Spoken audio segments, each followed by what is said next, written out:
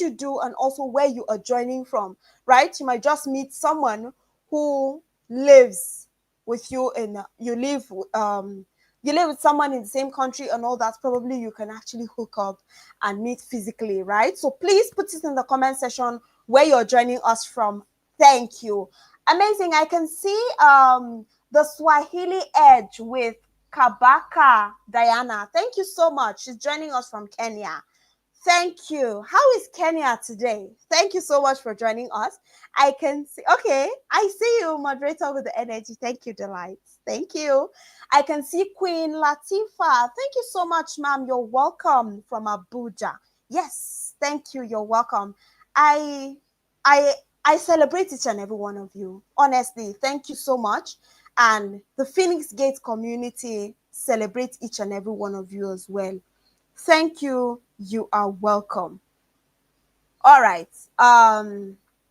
We are about to begin, and you'd please give us 1 minute. Okay, we are.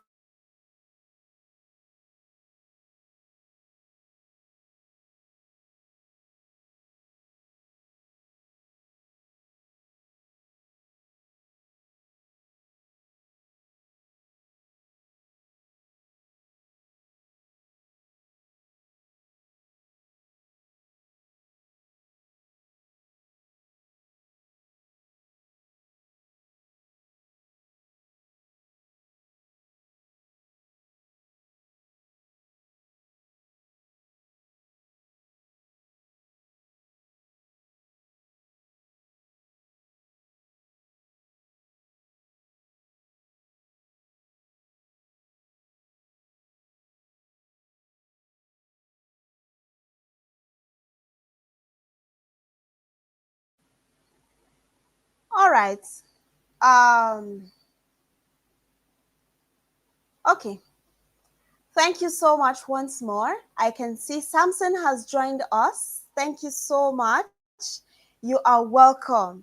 Please, we're getting to the first session of this event tonight and today, right? Because I know we have a lot of people joining us across the globe. So it's today. We have different time zones joining us. So please, I'd like to call on our speakers for the first panel session to join us. And all right.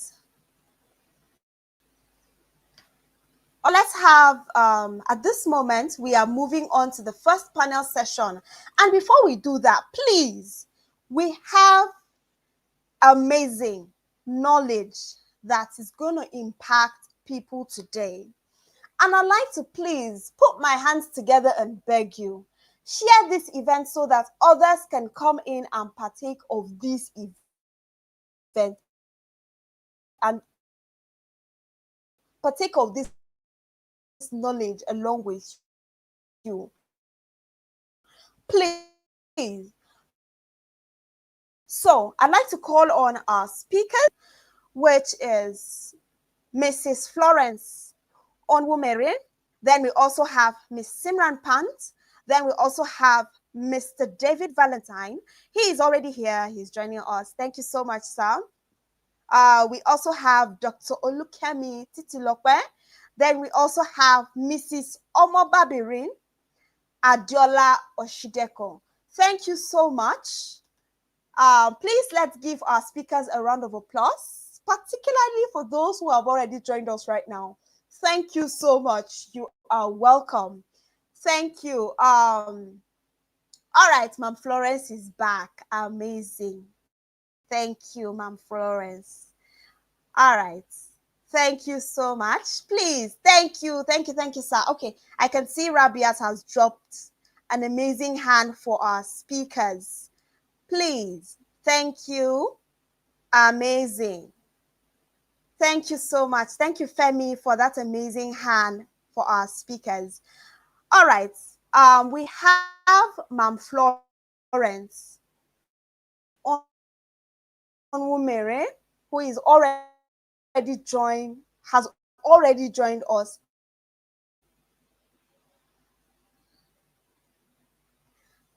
Please, can we all hear me?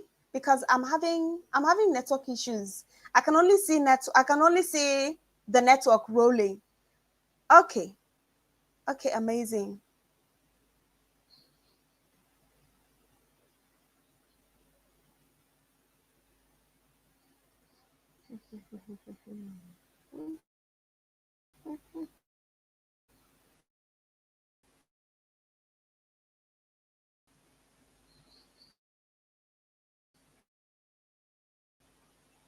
Okay, just give me a moment. As I said, we have Mrs. Florence, who is joining us at this moment, and she is going to be taking our very first question. But then, before I do that, as they say,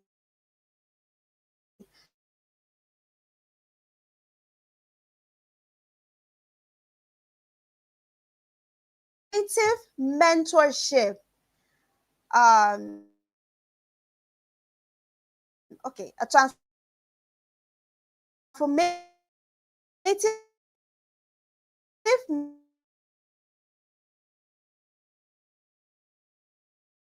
mentorship in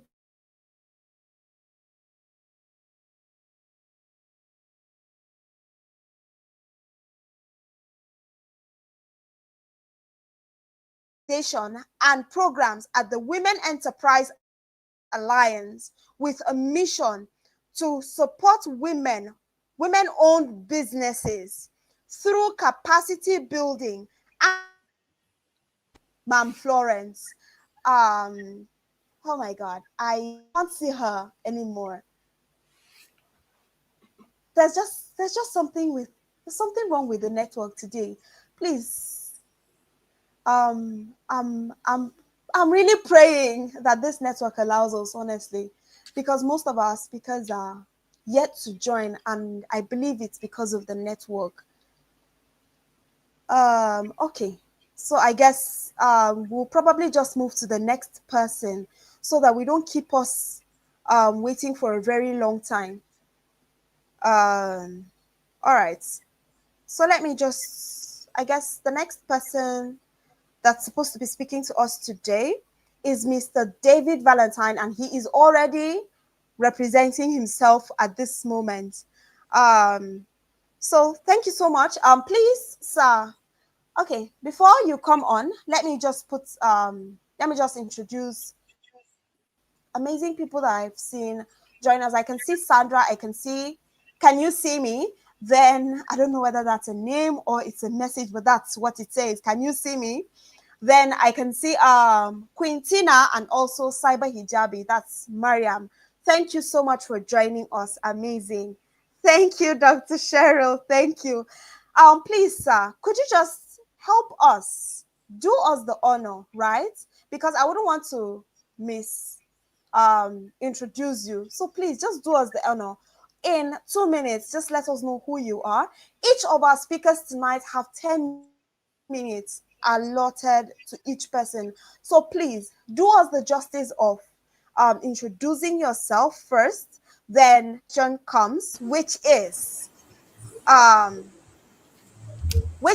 how can a professional build an authentic personal brand that commands? Let me take it again so that we get it. How can a professional build an authentic personal brand that commands respect and builds influence? Please take it away, sir. Thank you.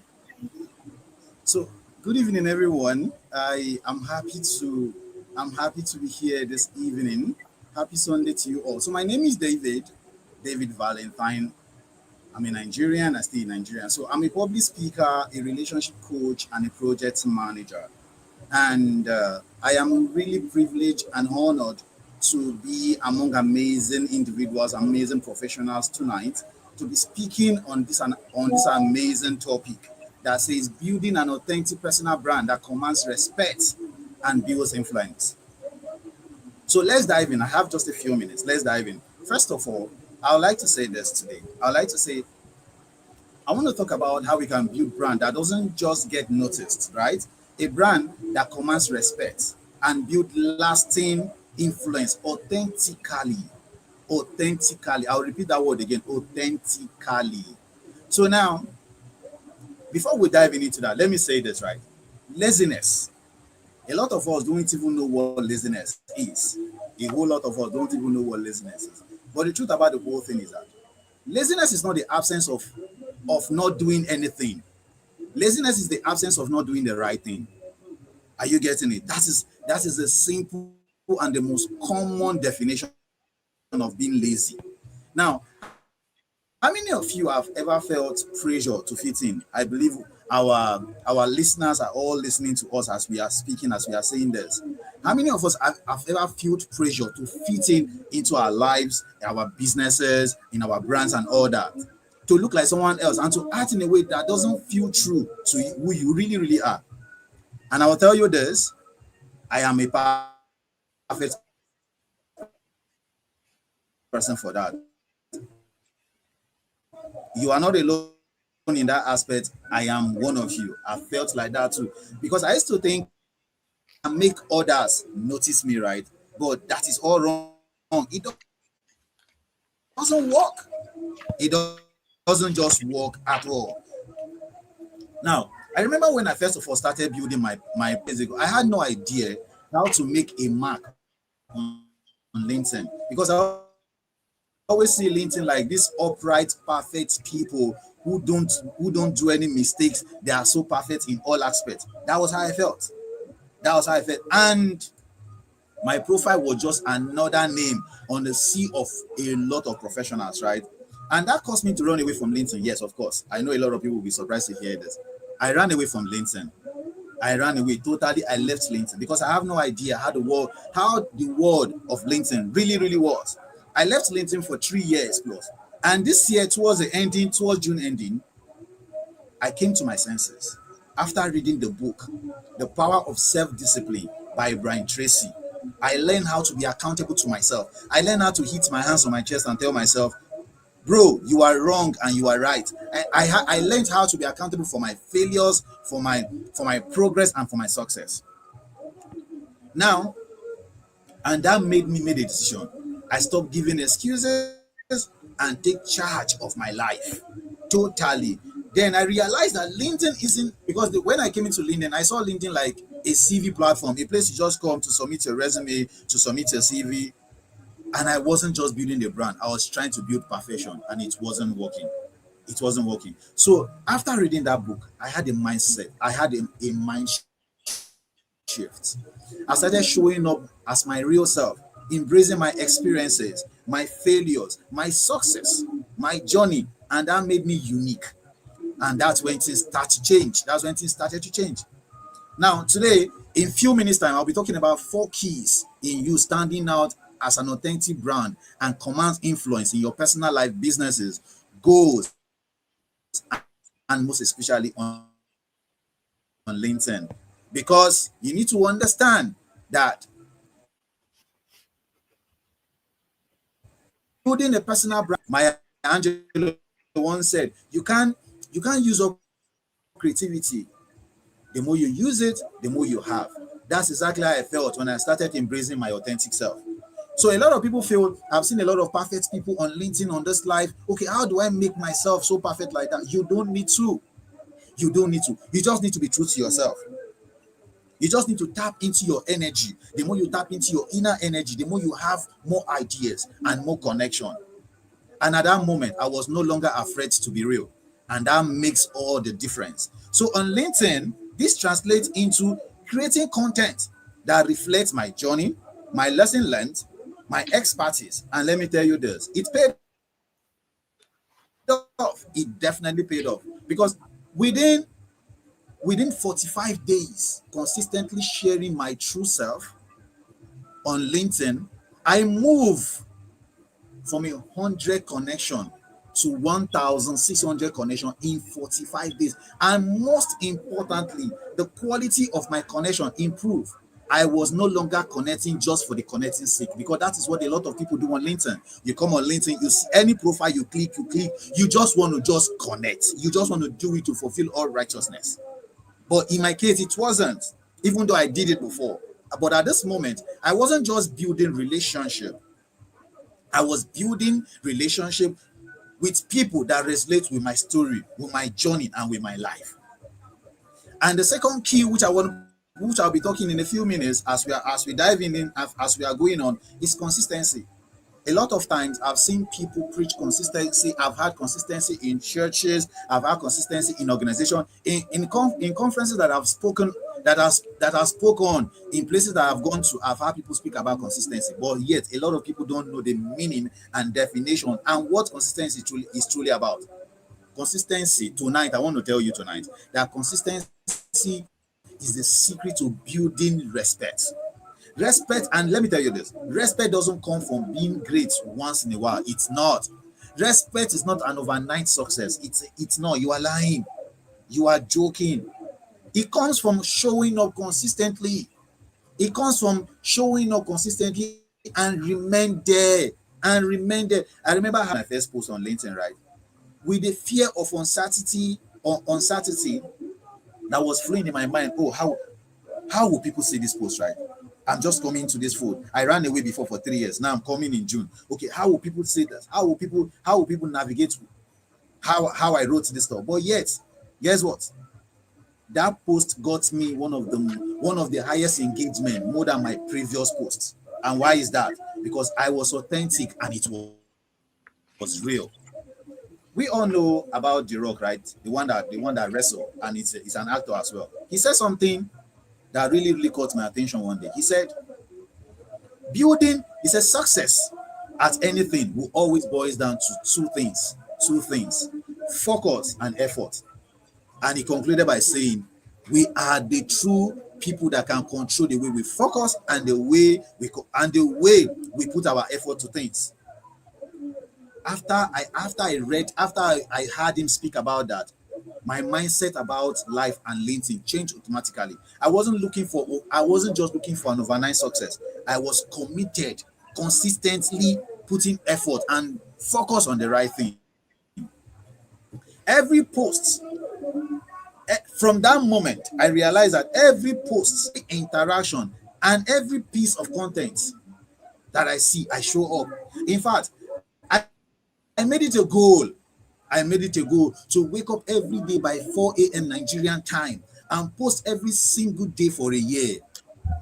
Now ask yourself, the audience, we listening to all ourselves, can you do that? Until you hit your hand on your chest and make a commitment and make a goal that from this moment I want to be consistent about this. It's not going to work. It's not going to work. A dream is only a dream if you don't have a set goal, a set time for it. Even the Bible said it.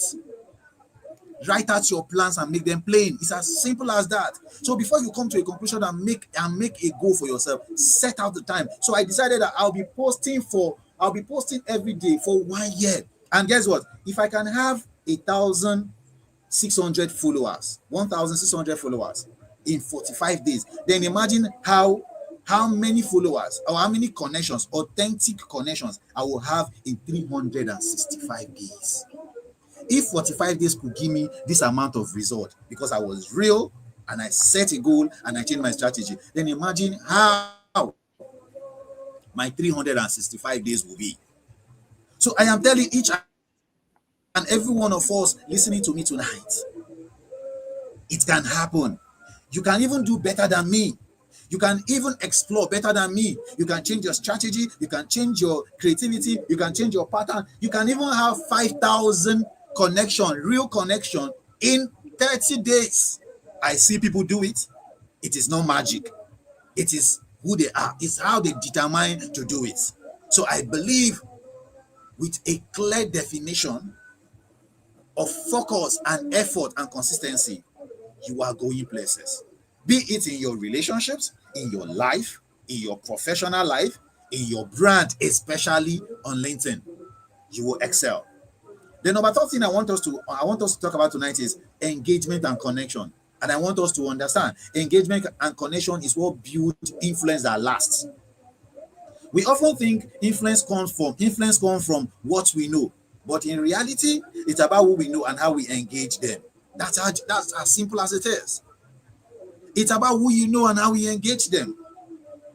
Now, if you have ever come to LinkedIn in a day and see your newsfeed overwhelmed with perfect posts, perfect amount of amazing posts from people, and you ask yourself if you can do this, trust me, you are not alone in that. We all have been in that shoes before. When we see so many perfection in so many people, the truth is that you need to realize that you alone have your thumbprint in this world. Your thumbprint is only your own. Your creativity is only your own. Don't compare yourself to people. Don't compare your post to people. Don't compare what you do with people. Just stand still on your own and excel. This and the secret is to be you and most in the most amazing way, and not just to put out content every day. You put out content. Be creative. Be creative. Be creative. Stop following trends. Stop following any single trends that comes out. Be creative. Stand out in your own way, in your brand. Be creative. You see somebody selling something, selling the same thing as you felt like there's nothing you can do again because the person is doing the same thing that you are doing. Come on, ladies and gentlemen, I'm telling us tonight, you can actually improve, you can actually add, you can actually go worldwide, you can actually explore if only you have the determination and the zeal to do it. It's about how you engage deeply with others. In my own case, I started commenting thoughtfully on people's posts, responding to messages. A lot of us don't even know how to comment. That is the most crucial thing. A lot of us don't even know. A lot of us are so used to AI generated comments. You see somebody make an amazing post, you just go there and you say, thank you for sharing. What is that? Thank you for sharing does not give you engagement. Thank you for sharing does not give you visibility. Comment thoughtfully. Reply to your. Some of us are very good in snubbing people's messages.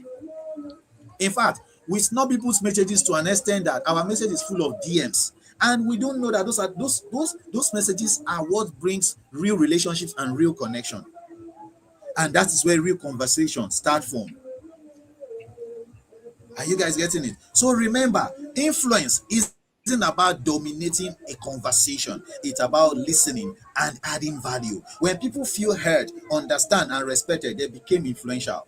So just know this. Just know this. When your audience feel heard and respected by you, you become influential. You become influential. That's just the way it is. Phoenix Gate is an example of what I am talking about today. It all started from somewhere. But because of the influence they've created, because of the respect and the value they've given to their audiences in the past, here we are today celebrating 1 year anniversary. It's a practical example of consistency and thoughtful engagement. It's about connection, not just networking. That's how influence is built.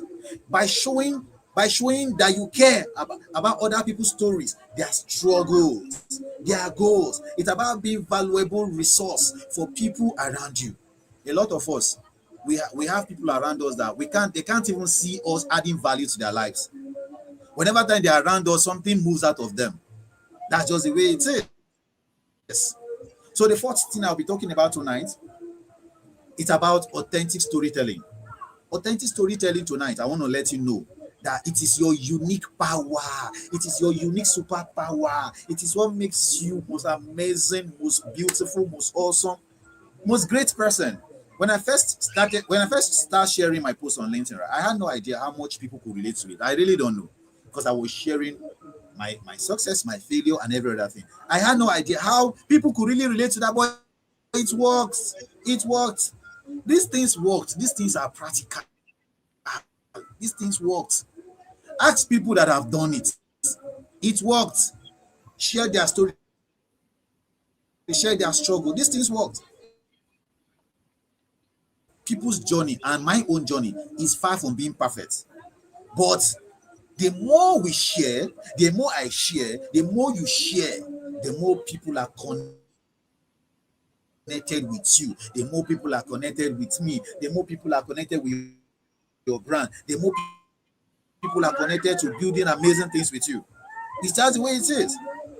Can be very hard, but it can never be as difficult as spending your time running away from your story. You don't run away from your story. It's either, in fact, it's not either you run away from your story or you run away from your time.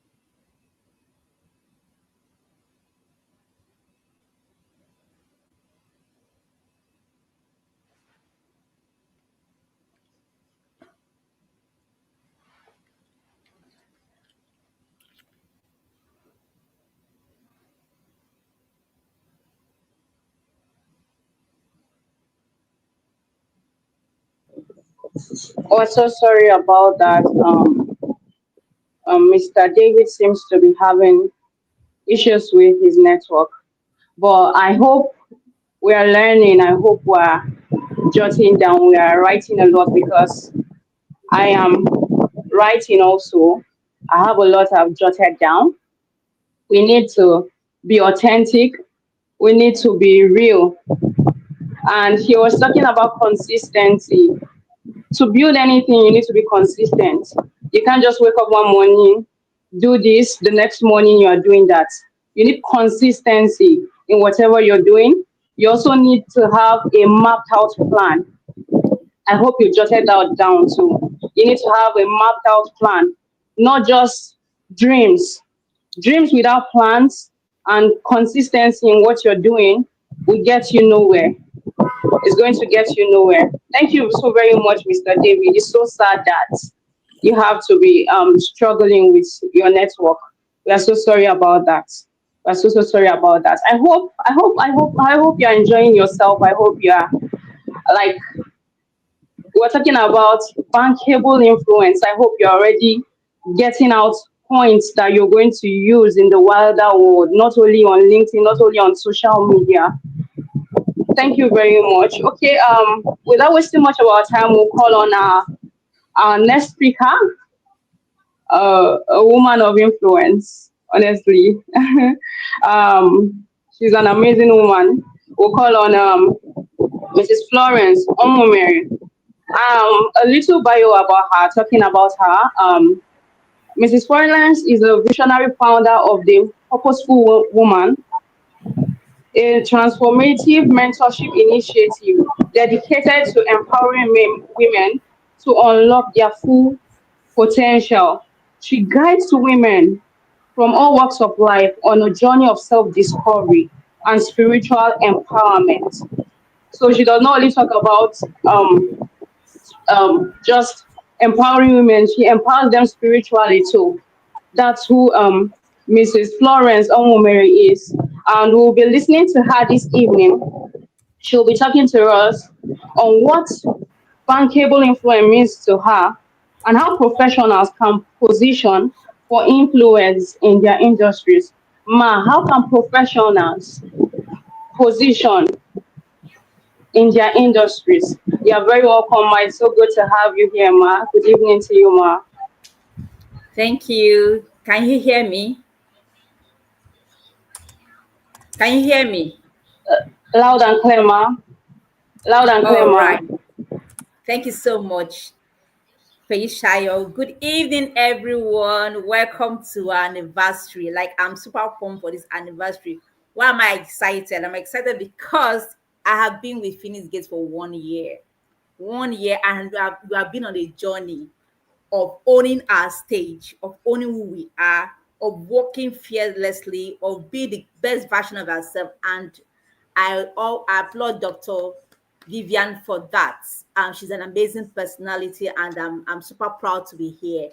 And for me, how bankable influence, how can you be bankable using your influence? I started a journey of self-discovery 5 years ago because I would like to share a little story of mine. 5 years ago, I was a mother, I was a wife, I was many hats. I was an employee, I was a volunteer, I was doing so many things at the same time, but I found out that I wasn't getting seen, I wasn't getting paid, I wasn't getting applauded. I was just in the trenches doing a lot of things. So one day I sat myself down and I asked myself this question: Florence, what is your value? What do you bring? What is your what you're not clear about yourself? How do you move? Why are you everywhere? What value are you bringing to the table? How can people know that you're giving so much but you're receiving little? And that's changed the trajectory of my career. That changed the trajectory of my purpose. That changed the trajectory of my audience, of who I serve, or what I want to be, or the kind of woman I want to envision or become. So I started working on myself, and I needed something: clarity. So clarity for me was a big deal. Clarity for me was what I use as my bankable influence, because without clarity, people will not know who you are. Without clarity, you can't be able to sell your value to others. Without clarity, you can't even transform inside out. So clarity for me is a bankable influence, and I'm going to talk about what clarity does. How knowing your value attract platforms. And if you're not clear about who you are or where you want to be or what kind of brand you represent, people will not be clear about your brand. They won't be clear about who you are. They won't even purchase your products or services. They won't even come to your DM because you have not explicitly positioned yourself for clarity. So clarity for me is a big deal. And like my mentor and my coach will say, Brendan Burchard, he says, clarity is the difference between movement and what achievement. That's just it for me. And I repeat this quote again. Clarity is the difference between what movement, what an achievement. And bankable influence is your presence, how you position yourself, your presence, your voice, and the value that carry weight.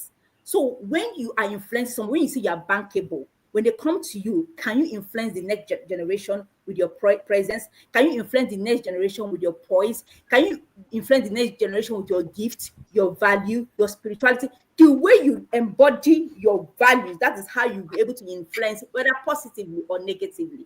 And that, for me, you need to be clear about who you are.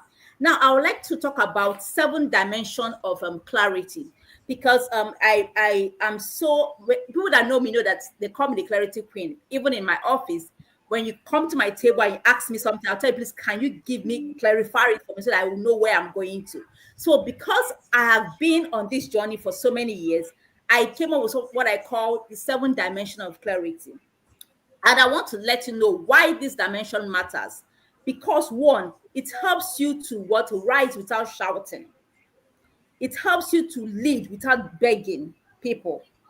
And also helps you to know that it is not luxury. It's a weapon of you affirming yourself, of you working on your journey, of you walking in a way that is visible, that you have a clear purpose of your life, you have a clear cut goals of what you want to achieve per time, and you have a clear influence, or the mountain that you have sent to influence with your gift, your transformation, and your values. So now let's look at the first 7 dimension of clarity, and that's the clarity of identity.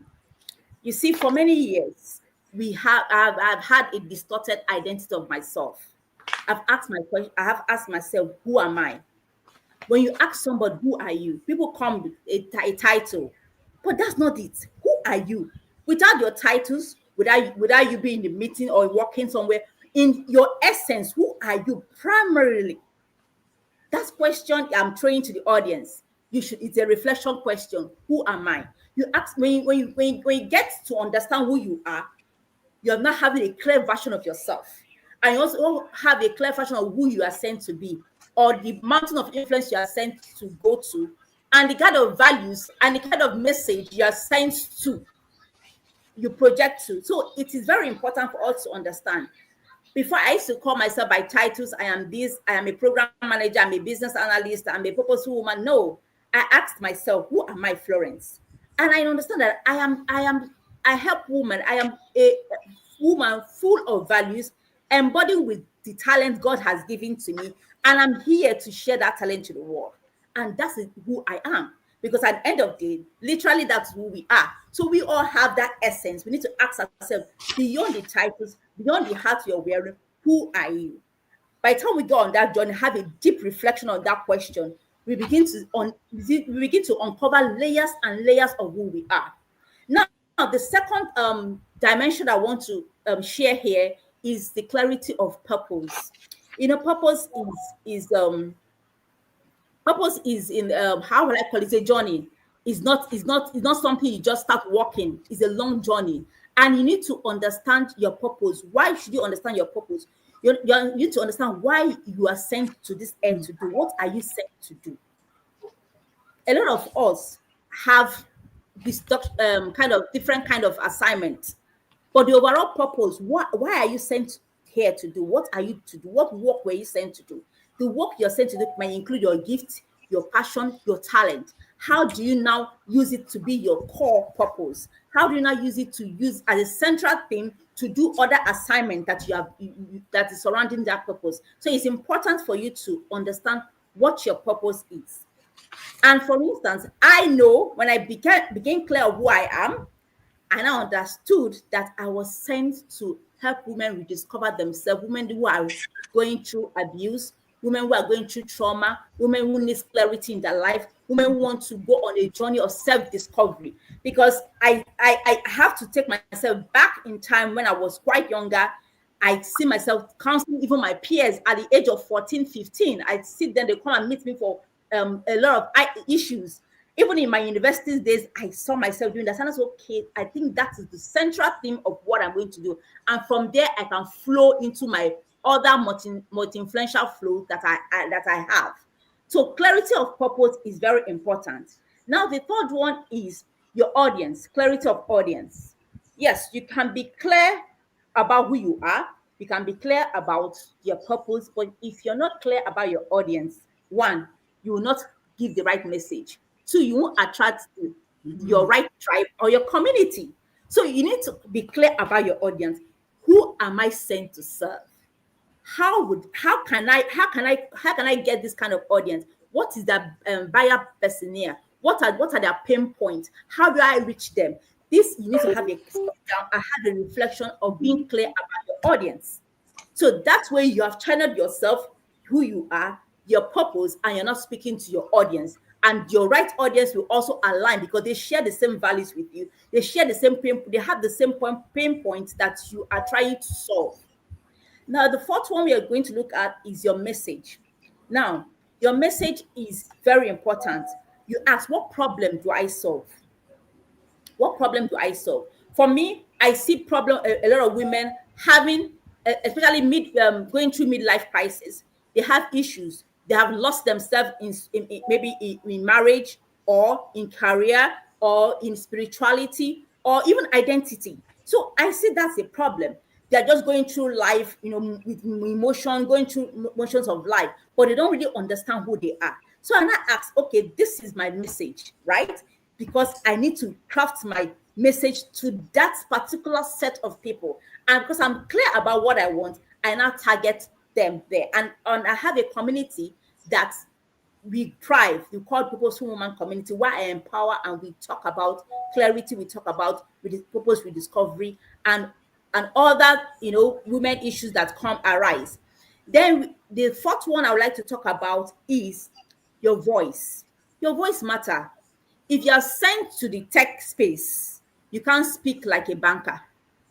The tone of your voice, yes, the tone of your voice matters. You have to be clear about the kind of voice, because a lot of us we speak generic voice, but you need to know the kind your tone, who you are speaking with, and how you present yourself.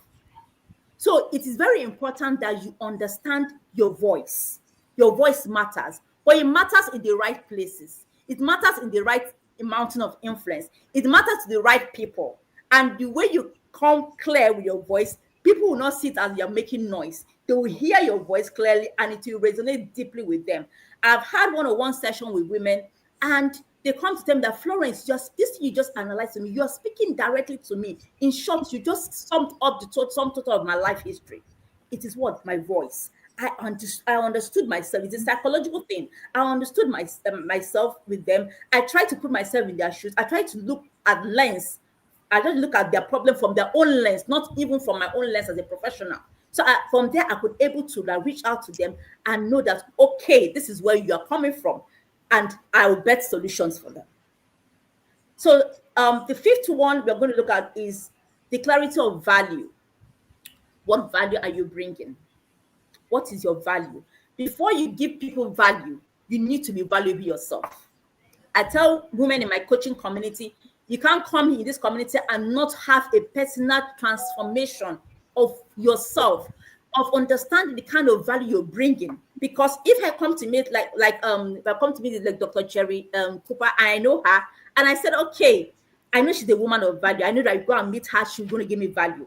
So I already understudied her, and I know that, okay, this is the kind of woman I would like to embody. So because she's value driven, she understands where she's coming from. She has transformed herself to become a gift of value. And when you now charge for your value, you won't feel guilty.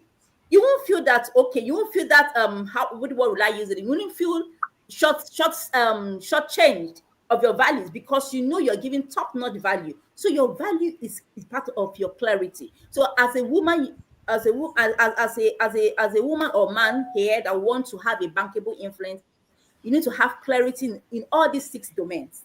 Then the last one I want to talk about is your visibility. Yes, every person in life have a solution for someone else pain points. Every person, we are all gifted with a solution. So if you hide your gift, if you hide what you have, you are disrupting the chain. And I tell women, how do I show up? They ask me, Florence, how do I show up? How do you show up? You show up with your gift. You show up with your talent. You show up with what you know you can provide. A lot of women know they're very good with business ideas, but they don't know how to show up with that and to provide people with business ideas. It's very important to show up with this. Be visible in your space. You can be visible to 1 person, to 10 person, to 20, 50 person. You need to start creating that visibility first with yourself, then around your circle of influence, then around your social media. That is how you create your visibility. And your visibility must come with personal transformation. I repeat again, your visibility must come with personal transformation. Now, I want to ask again that your bankable influence is your presence, your voice, and the value that carry weight. So if I come into a room, I know that I have influence that is bankable. I know that when I speak, people listen to me because I've carried that influence, I've carried that value, I've carried that transformation in myself. And it attracts opportunity. I've been able to have speaking opportunity. I've been on boards of different companies coming for me to speak to them. And even in my career as a program manager, I have been given promotion to as a head of organization because I had that clarity of who I am, clarity of my professional ethics, clarity of my professional skills, how I bring it to the table, how I'm going to use it to move my organization forward. And the board, they were excited and said, oh, this is a skill. This is somebody we can't let her go. We need to let her run this organization. So it is what it is. You need to be clear about yourself and being clarity. And without being clear, you will not have that influence that you want to influence. Because I, for one, I cannot go to somewhere that somebody, or can I be somebody that don't have an influence or that is not being clear about himself. When I have a one-on-one session and I found out you're not being clear about yourself, I can't even come back for another session with you. So it's very important that we need to know all this. Now, I like to round this up. I think my time is running, but I like to round this up with affirmations. I'm a very big lover of affirmation. In short, affirmation keeps me grounded. It keeps me focused, keeps me being purposeful. And I would like to say this affirmation that I have crafted personally for myself. I say it every day, and I hope you can also say it. And let me just say it, that I am clear about who I am. I am confident in what I carry. I am positioned for influence, impact, and income. And I do not shrink and arise into clarity. Thank you so much for listening to me. I hope you gained something. And I'm looking forward to enjoying the rest of the anniversary with you all.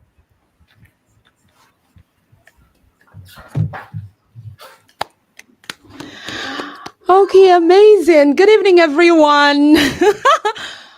How is everyone doing? I don't know if you can hear me, see me. I think from our backstage we are Amazing. Thank you so much. We're missing out on our moderators, so I decided to step in. First of all, I would want to calm the atmosphere by saying that today it promises to be fire. Literally, throughout my circle of influence, I was able to see these amazing men and women who are going to be dishing out fire, literally.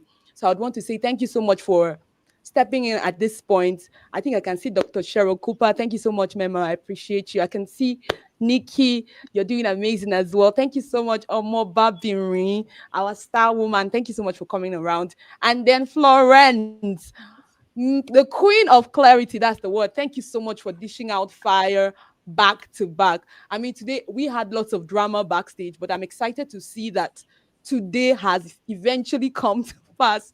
But beyond this, I'm sure we've all been hearing what every of the speakers have been talking about from the beginning. So we're going to take our last question for this phase. I think our next speaker is none other than our excellent Omo Babiri. Dear ma'am, please could you help us by introducing yourself and then we'll go straight into the questions. Thank you so much, ma'am. Okay, good evening, everyone, and happy Sunday. I hope we have been having a good time. My name is Omoberry Adeola Oshideko. So you can call me Adeola. Uh, I am an accountant by profession, but by passion and by purpose, I am a branding expert and a coach. Thanks for having me on board. Thank you so much, ma'am. I'm sure a lot of people have been hearing about TIBA Awards, the TIBA Africa. This is the founder of TIBA. I don't know why she didn't want to talk about that. And also, she's going to be awarding some amazing sets of professionals this year. I'm hoping that Dr. Cheryl, you'll be a part of us again. Hopefully, you'll come to Nigeria, and then Nikki as well. You would also come to Nigeria this time again. Thank you so much, ma'am, for coming on board. So we're going to be, of course, we all noticed how we started. I mean, we started from you trying to clarify who you are. Of course, there is no bankable influence if you don't even know what you're about to bank. So I'm going to I'm going to do a few introductions much more later. But for now, let's just hear our amazing Omo Babiri answer a few questions. So I'm going to read it out to her. Please, what are some of the common mistakes people make when trying to build bankable influence, and how can they avoid them? Then how do you handle criticism or negative feedback when maintaining your influence? You can give us examples, because I'm sure a lot of people are very scared to be visible because they are afraid of backlashes that could come from being visible. Dear ma'am, the mic is yours. Thank you so much for coming on board. We appreciate you. All right, thank you. So I would like to take it one by one so that I don't get it mixed up. So the first question is, what are the common mistakes that people make when they are building their personal brand? So I think number one mistake is that some people try to copy other people. They want to sound like someone else. They lose their identity. A few days ago, one of my team members at TIBA spoke to, not me directly, spoke to someone. So the person is supposed to deliver the message to me, and she's trying to give an advice. And I can see from that advice that the advice is good, it's coming from a good place, but it's like we are trying to copy another organization. We are trying to copy another platform to say, okay, this is the way they do it. Let's do it like that. There is nothing wrong copying other people. I mean, I don't want to use the word copy. I want to use being inspired by other people. There's nothing wrong in it. But in a situation whereby you want to sound like someone else, you want to be like someone else, you lose your very core essence. We are all unique as individuals. We all have a unique identity. In fact, research has shown that no two people in the whole world have similar fingerprints. It means that out of the millions and billions of people that are living on the planet Earth, you're unique. You're not the same. So if you're trying to copy another one, that's a big mistake. Stay true to yourself. Sound like you. Be like you. Deliver like you. So I think that's the first mistake people make. Another mistake that people make is that they want to be perfect before they start. Perfection is an illusion. Perfection does not exist anywhere. You can never be perfect. Even God is even the only one that is perfect to God. Even the Bible says that nobody is good except God. So Trying to have everything figured out before you start your journey is going to delay you. It means you don't want you are not ready to start anything. As you're moving, I usually tell people that start anyhow, but don't continue anyhow. There's always room for growth. There's always room for improvements. There's always room for you to learn on the journey, acquire knowledge, and use that knowledge to develop your brand. So don't try to get everything figured out. I remember the very first live video I was going to do, I think in 2018. I mispronounced the word. And I saw one particular woman in the comment section laughing out loud, even though I cannot hear her voice. But there's a way you type a text and it's just so loud in your head. And I never allow that. Yes, some people might just abandon everything they are doing to say, okay, I don't want to do this thing again. They are laughing at me. But I didn't do that. And I think this is also an encouragement to every other person. When people are trying to do things, don't laugh at them. We are all not born as a perfectionist. We all, whatever it is we are doing today, we all learn it here on earth. Nobody brought any knowledge from heaven. We were blank when we were born. So when people are trying to find their feet, when people are trying to develop their brand, to build their brand, to do something for themselves, allow them. It's okay to make mistake. Allow them so that as they move, they get clarity. As they move, they understand what they're doing. So another thing is, and I think this is a very serious mistake. The number 3 mistake people make when they're trying to build their brand is that people try to build a business brand and mistake it or confuse it for a personal brand. They are not the same. Before now, when you hear the word brand, what comes to your head is business. Even till now, a lot of people, even for my team, when we are writing content or we are trying to do anything, I see that most times they get it mixed up. They said an individual and a brand. So when you say an individual means a person, then a brand means a business. I said, no, that individual that you are putting on its own is a brand. So you cannot say an individual and a brand. So a brand can be a person, a brand can be a business. Most times now, what people do is they try to neglect their personal brand and focus on their business brand. If we remove, like as Florence said the other time, who are you? If we remove the business from you, what value can you deliver on your own? If we remove that position from you, CEO of Kinikon, founder of Kinikon, managing director, general manager of Kinikon, if we remove that position from you, who are you? So as you're building, I'm not saying you should not build your personal brand. Very important. A lot of people that we know today, they are prominent people that are public figure. Most of us don't even know their business. Most of us don't even know that their companies, their fleet of business. We don't even know. For instance, most people know Femi Atedola. If you ask me now that I should mention maybe 3 companies that is owned by Femi, I'm not sure I can mention any. Because for the most of my life, I have known him as a personal brand. So as you're building your personal brand, as you're building your business brand, also make sure that you're building your personal brand. Then the is it fourth? Fourth, one of the mistakes people make is that they think that it is only social media that you can build your brand. No, it's not only social media that you can build your brand. You can build your brand outside of social media. Ask yourself, before social media, are people building a personal brand? Yes. Where are they building it? Outside of social media. We have influential people, socialites, public figures, OAPs, and so many other people. Before social media came, people are doing stuff. So don't restrict yourself to, because we will not lie, even though I don't advise it. But the truth is that it is still not everybody that want to do social media. Some people don't want to do social media, they're not interested. Even though we try to encourage them because it's not a digital world. And when you have a social media presence, it kind of solidify your brand and give your brand credibility. I understand all of that. But for people who still have not embraced the concept of social media, you can still build your brand outside of social media. Then I will just say one more, number 5, then we'll call it a day.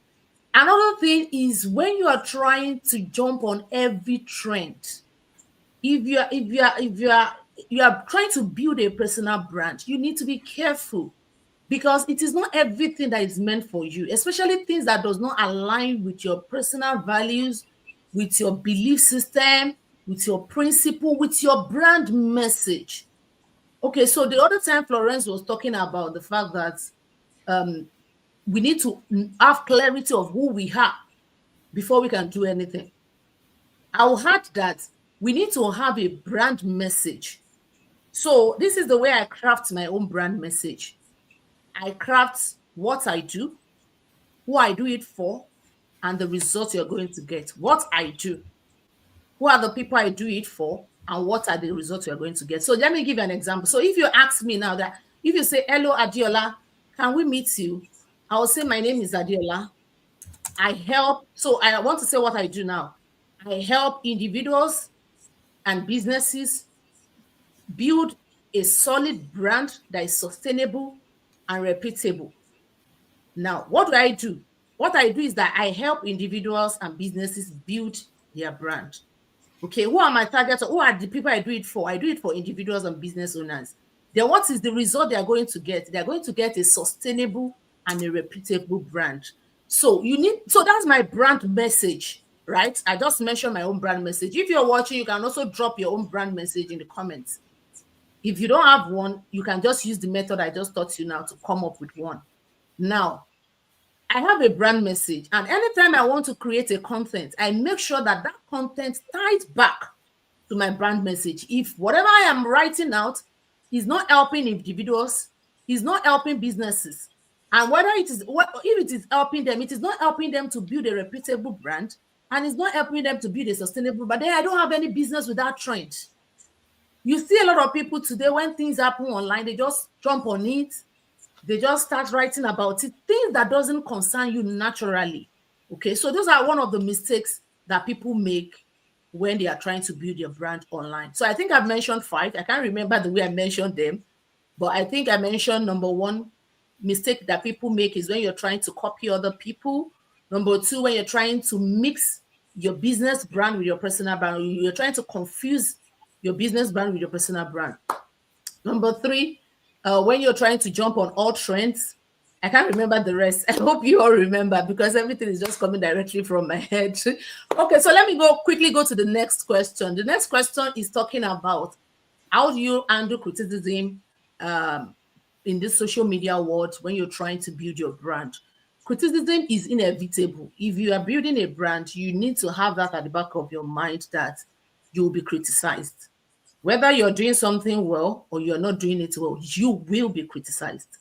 The only thing, I think there is a quote that say, if you don't want to be criticized, do nothing, say nothing. So just be there. Don't do anything. Don't say anything. Just be there. Nobody will even question you. Everybody was there is no problem with you because you have not said anything. You have not done anything. But as long as you're doing something, especially when it is something that is impacting life, and do you know there's 2 sets of people that will criticize you? Most times we used to think that people that will criticize you are people who cannot do what you're doing. Maybe people that really wish they can do what you're doing, but they can't. And before you know it, they turn it to envy, jealousy, and start pulling you down. Yes, we have those set of people. But let me shock you. Let me shock you the more. We have people who are doing better than you. They are like, you're looking at them up there. In your entire life, you never expect them to criticize you, but they still will criticize you because you are a threat to them. You are intimidating them.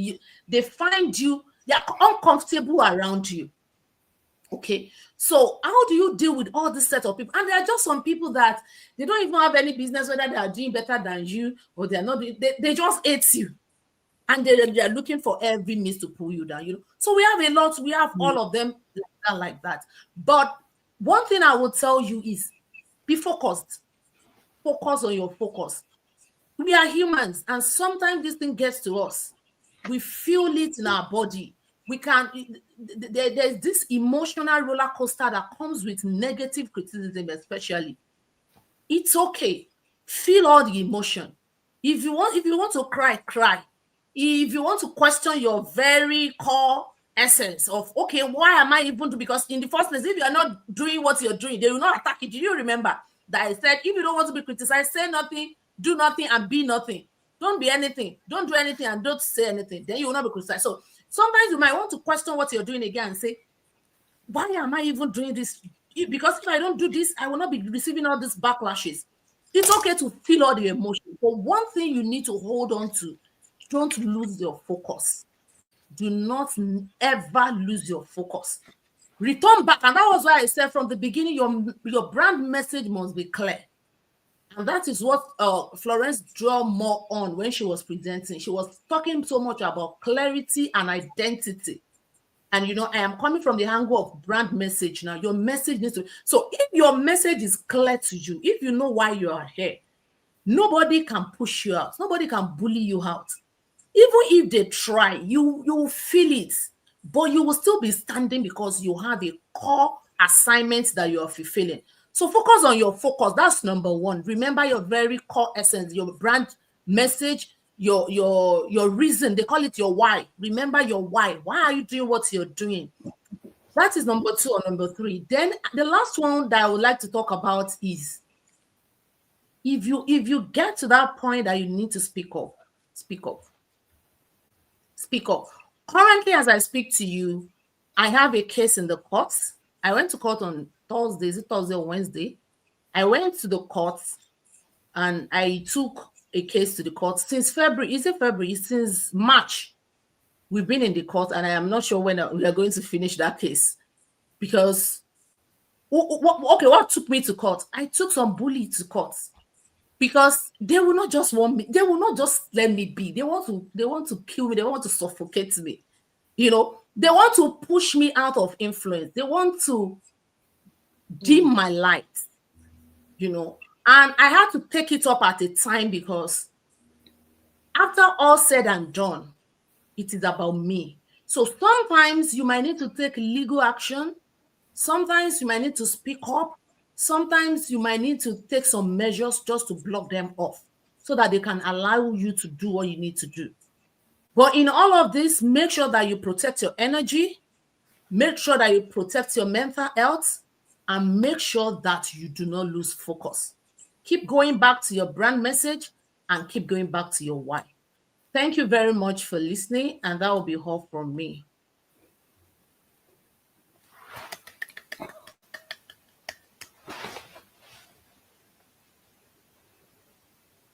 Our moderator is not here again. Okay, good evening, everyone. I'm a co-moderator.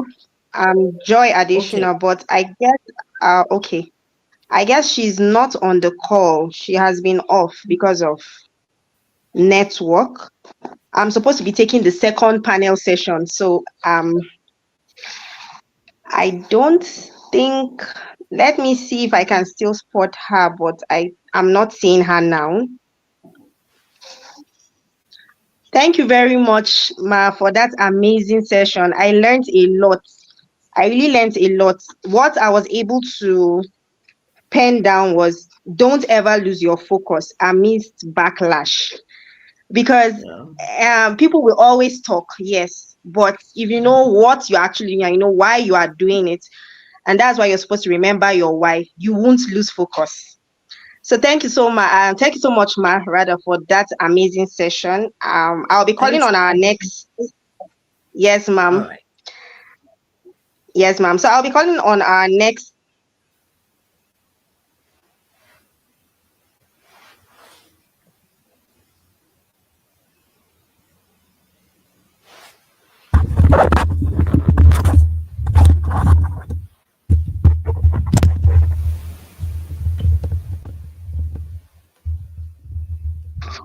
Mrs. Simran. I don't know if she's on the call because I can't see her.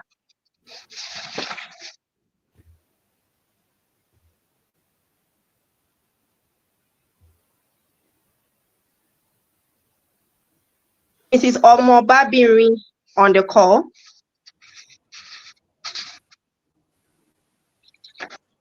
Mrs. Omoberry.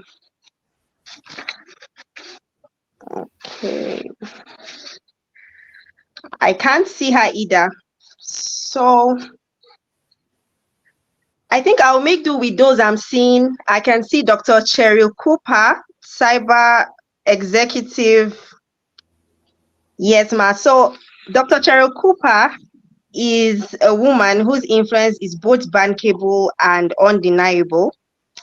She's a globally recognized cybersecurity leader, best-selling author, and the International President of Women in Cybersecurity. She's known for transforming complex systems into human-centered strategies and for empowering men to lead boldly in spaces where they have historically been overwhelmed. Her recent TEDx talk in Abuja, curated by Izu Samuel, challenged us with bold ideas. What if you could change your life and you were the only one who could decide and make the choice? She invites us to break boundaries and reclaim ourselves for impact, legacy, and leadership.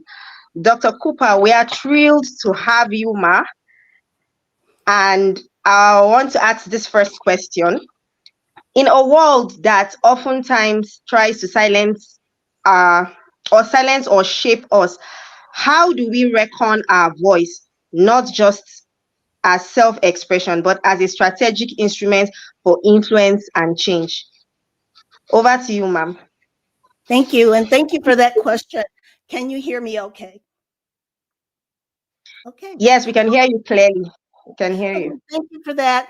Before we get started, I'd like to just say a prayer as we move forward today. Heavenly Father, we thank you for this moment, this platform, and the opportunity to speak, share, and serve. As each speaker takes the virtual stage today, may your grace go before us and may your wisdom guide every word we speak. Let our messages not be our own, but divinely planted with purpose and love. Lord, embody our spirit and our mind, remove our egos and anxiety, and replace it with clarity, compassion, and confidence. May the words released today uplift, inspire, and be the breakthrough that someone has been praying for. We ask that the fruit comes from every message, fruit that restores hope, fruit that unlocks hope, and that fruit that moves action. Father God, we bless the attendees, we bless the hosts, we bless the speakers, and we bless everyone here with a heart.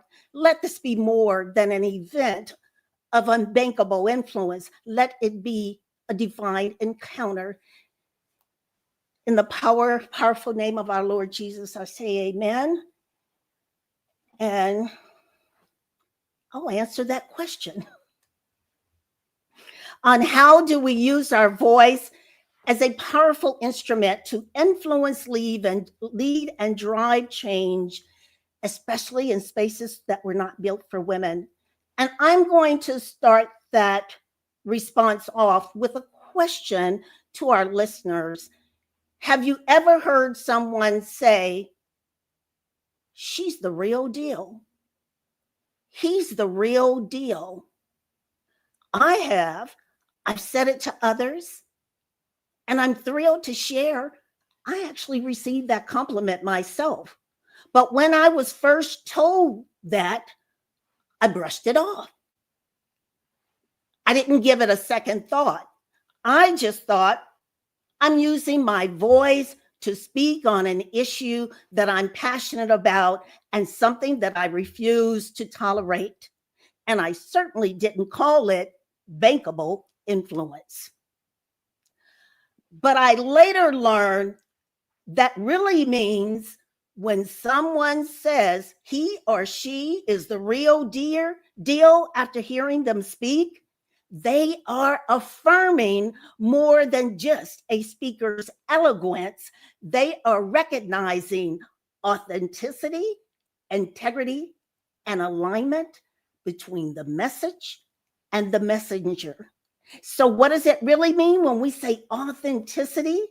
The speaker's words feel genuine, not rehearsed, not performative. They speak from lived experiences. And I think that we've heard that already today. Lived experience. The power is in your story when creating brand and even in your presence online. That is your unique value proposition, is your story, not someone else's story. Secondly, integrity. There's congruence between what they say and how they say it, their tone, their language. All of that is in sync. Credibility, the speaker demonstrates depth, not just polish. And they're not just knowledgeable, they're trustworthy. 4, they have emotional intelligence, emotional and passionate resonance.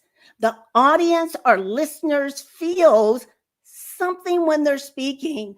This message just doesn't inform, it moves.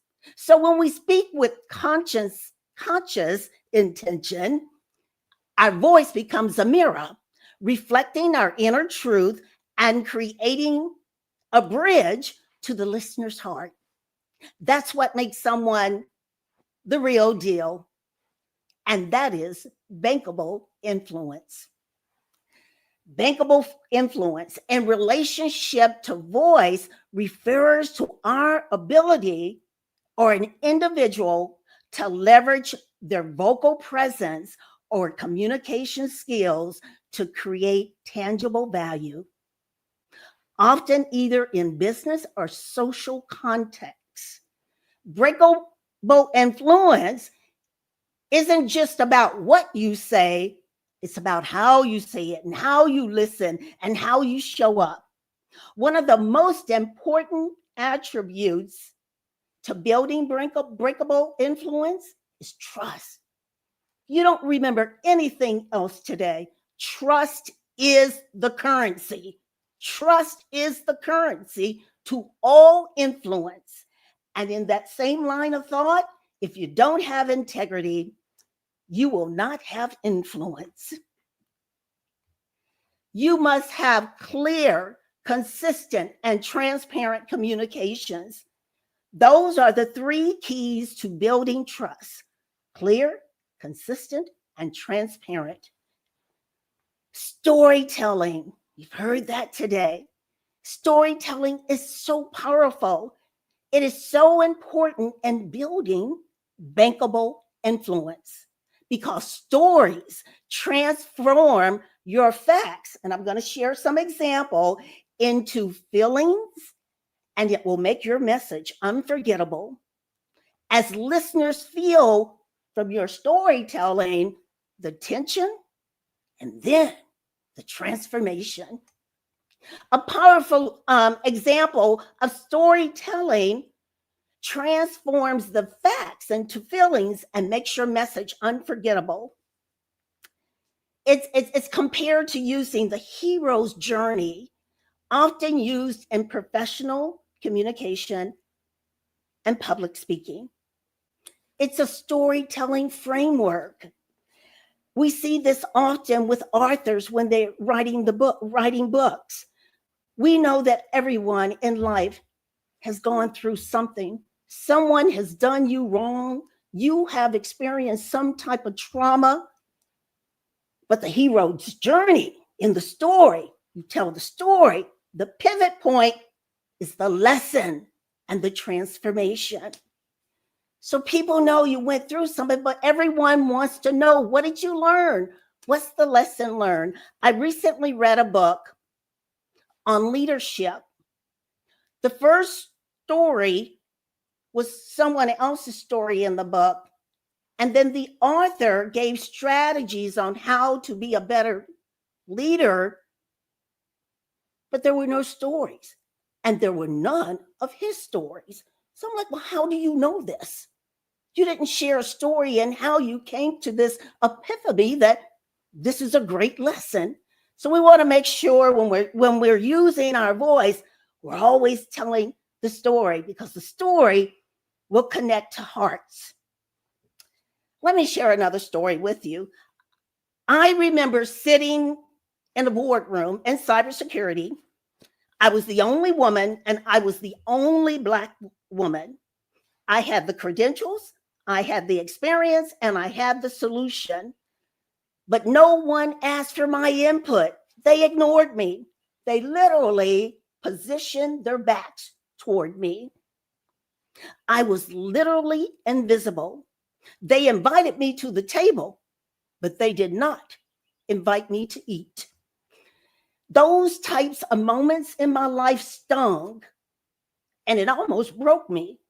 But those are the types of experiences that I had that built me and built my confidence. It taught me that visibility without a voice is like standing under the spotlight and the mic is off. So at that opportune moment, when I was at that meeting, I knew that those men had to go down, to pause, and come back up to speak. I captured that pause, and that's when I gracefully interjected. I expressed my displeasure first with being ignored and disrespected, and I went straight in to sharing data, statistics, stories, and providing a solution. I told that story uninterrupted, and let me tell you, the room shifted.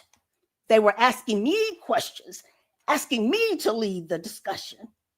This story that I just shared with you doesn't just inform, it invokes, because many of us have gone through this feeling invisible. Telling stories, it turns statistics into a shared experience, and it invites the listener to feel that tension, the courage to speak up, and then your transformation.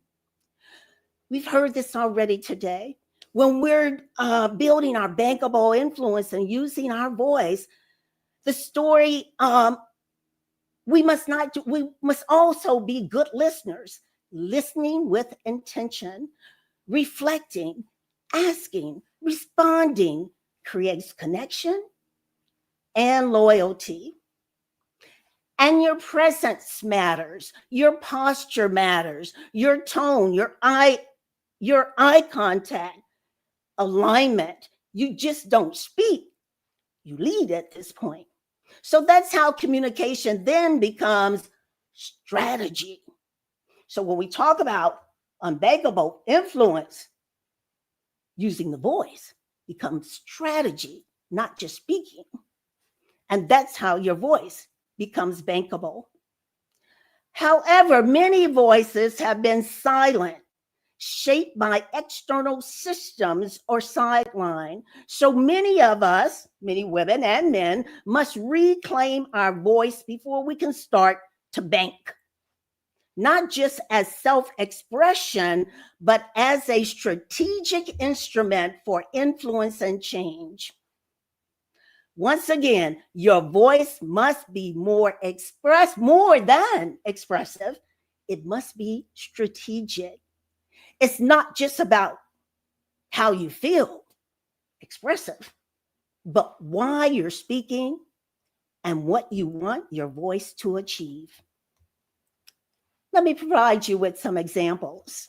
Imagine me saying, I'm really passionate about diversity in tech. Does that move you?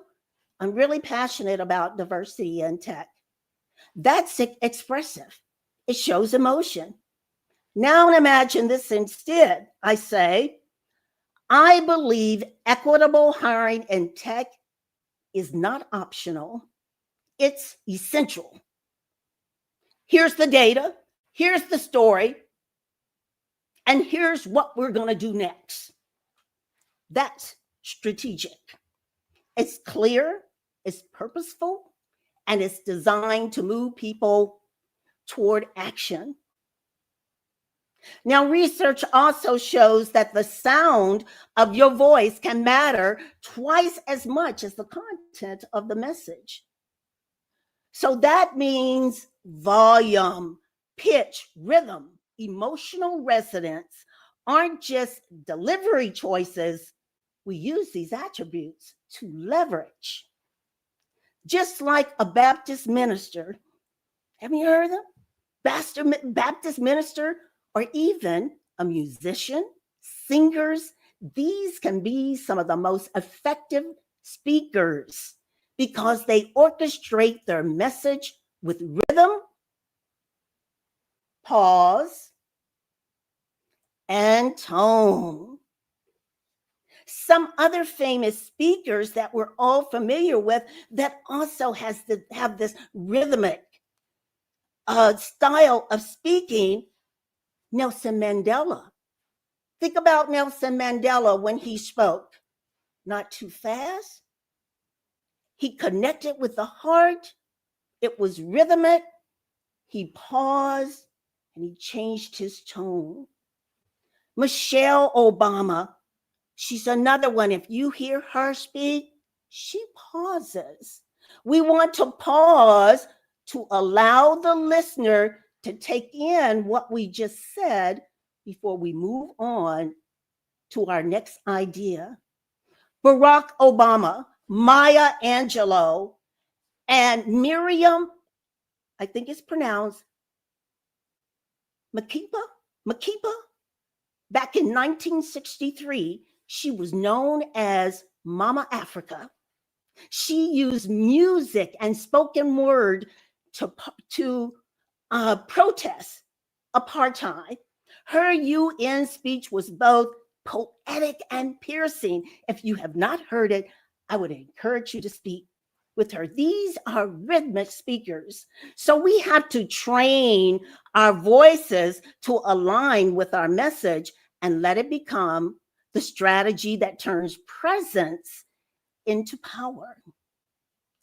And there are 5 ways that we can start to use our voice strategically. And that starts with your story. Those things for 5 ways are that you can use it as one. You can use it to influence. Second way you can use it is to use your voice to lead. The third way, use your voice to fight for what matters. The fourth way is to use your voice to improve your communities. And the fifth way to use your voice is in unwelcoming rooms. What does that look like? Courage is not the absence of fear. It's the decision to speak anyway. So to use our voice when we get into those rooms where you are the only one, you have already prepared a 60-second version of your core message on how you're going to deal with that. An example, on a panel, you're on a panel, and you're the only woman of color. What are you going to do? Speak with data, dignity, and discernment. You know who's on that panel. You know that you're the only woman of color. You prepare in advance to be confident. And how do you prepare to be confident? You get competent. Competence will breed confidence. So when you're on that panel, you exude power. Your presence will be your protest. Your voice will be your power. And your message will be your movement. So how do you start today to create that bankable influence using your voice? Write your manifesto. First thing, we've heard this already. What do you stand for? And it's not that easy. You won't walk away today if you don't already have that in place. Identifying what do you stand for doesn't come overnight. It took me a while. I didn't start asking other people. Months trying to identify, what do I stand for? What's my purpose? What is my purpose? But I finally found that purpose. A lot of times we find our purpose in the valley. We find our purpose in the darkness. It's some experience that we went through that allows us to find that purpose. And when we find that purpose, you won't be able to shut up about it because you're so passionate. And for me, what was that purpose? Seeing my only self in the room. I'm in a technology field. When I got into this field, I've oftentimes been the only woman and the only Black woman. When I started going to industry conferences, it was only white men on the stage, not even white women. They were not even letting any women on the stage.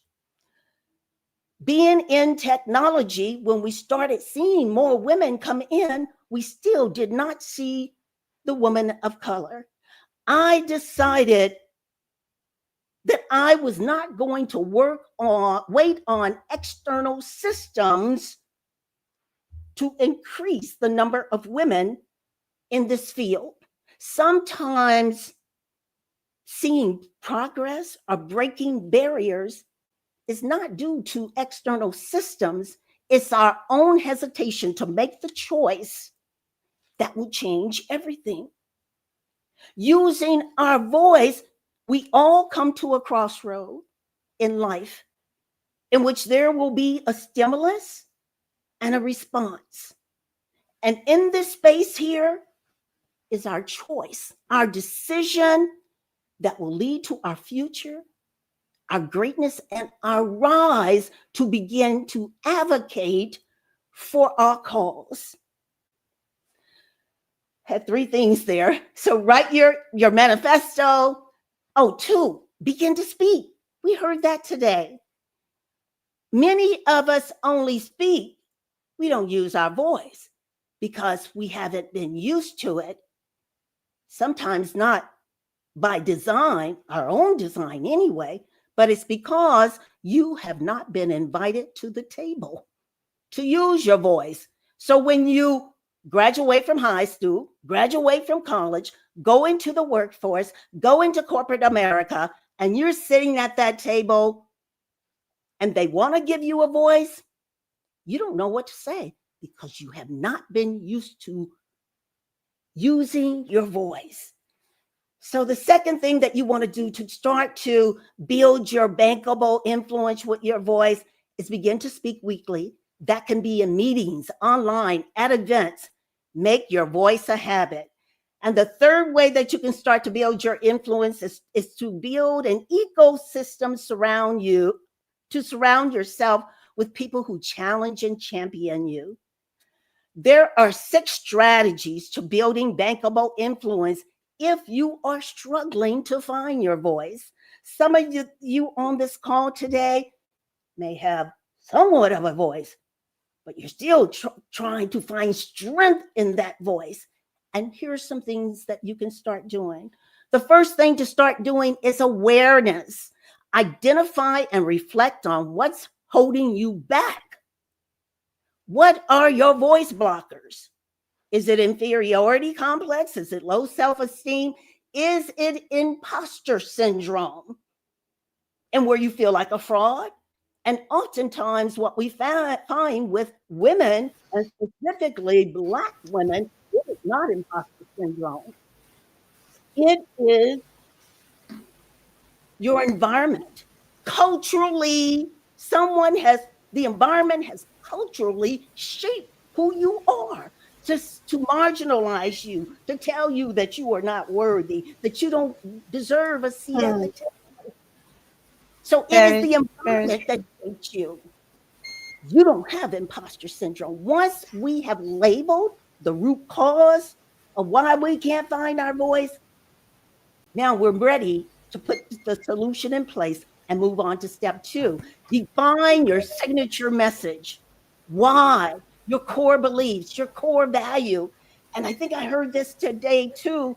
Maybe some of you want to speak, or there's issues going on in your community. You want to know what you stand for so people can find you.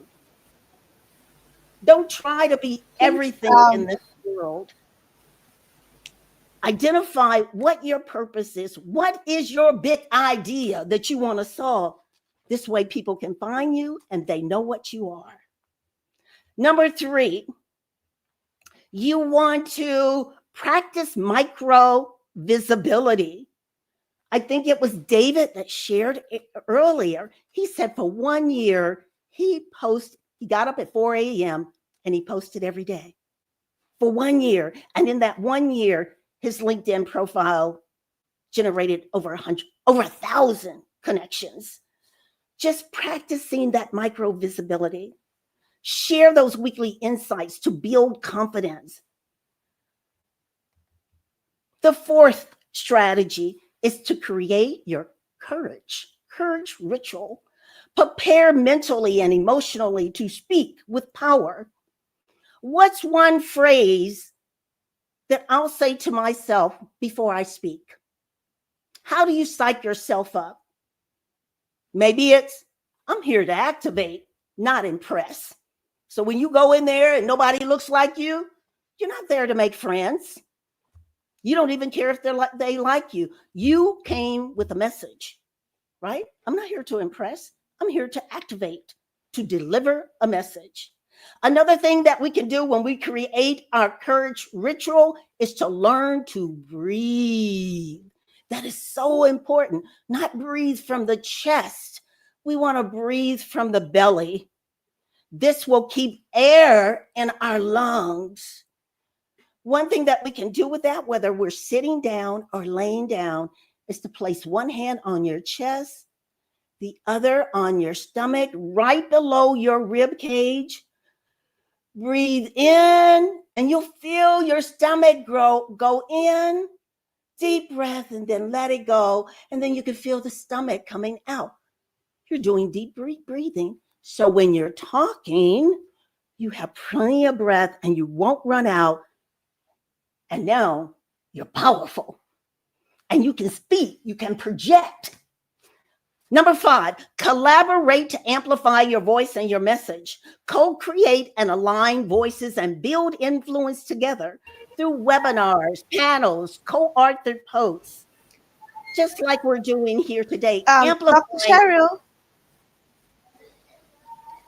I just have can one we more. round up in 2 minutes? Yes, all right. Okay, no, Thank you, no. ma'am. The last thing is to speak to systems. This is where we're going to go out and start to change the world. So, in closing, I want to leave this with you. Your voice isn't just sound. Speaking and voice are two different things. It's a strategy, but strategy without trust, that's a baseball game where you never get your turn to bat. Because when people don't trust you, they don't want to hear from you. Integrity earns you the mic. Intention gets you in the room and keeps you in the room. And passion, that's what turns listeners into believers through storytelling. When trust anchors your voice, influence becomes inevitable, not just heard, but felt, as well as not just seen, but you will be remembered. Thank you. And I'm going to turn over the mic. Amazing. Thank you so much for that amazing presentation. I really loved each and every bit of it. Thank you so much, Dr. Cheryl. You have outdone yourself. Thank you so much. And it's an honor to have heard and learned from you today. Thank you and God bless you, ma'am. And particularly for that prayer. Thank you so much. We are really, really running out of time, and I'd like to move on to the amazing, amazing Nikki Duncan. I'd like to just make a comment. You definitely look exactly as I am looking at your picture, ma'am. You have a beautiful hair, by the way. Thank you. All right. We have Ma'am Nikki Duncan here, and I'd love to just introduce her, read her bio, then we can go on to her question and learn from her as well, and also have a taste of her influence. Thank you. We have Nikki Duncan, PMP, is a business operations leader with over 2 decades of experience driving transformation across complex franchise networks and remote teams. Known for her integrity, strategic mindset, and ability to build trust, I beg your pardon, an ability to build trust across silos. Nikki has led initiatives that provide operational efficiency by 20%, reduced workload by 50%, and scaled a business valuation to more than $100 million. My God. Nikki has a BS in management and holds certifications in project management and AI for project leaders. Please, ma'am, in in an amazing 10 minutes, would like you to dissect this for us. What key systems and processes can businesses implement to help them scale effectively, and how can they be implemented? I'd like to take that again just for clarity. What key systems and processes can businesses implement to help them scale effectively, and how can they be implemented? Thank you, ma'am. Take it away. Thank you. As far as matching, my face to my picture, that's branding, right?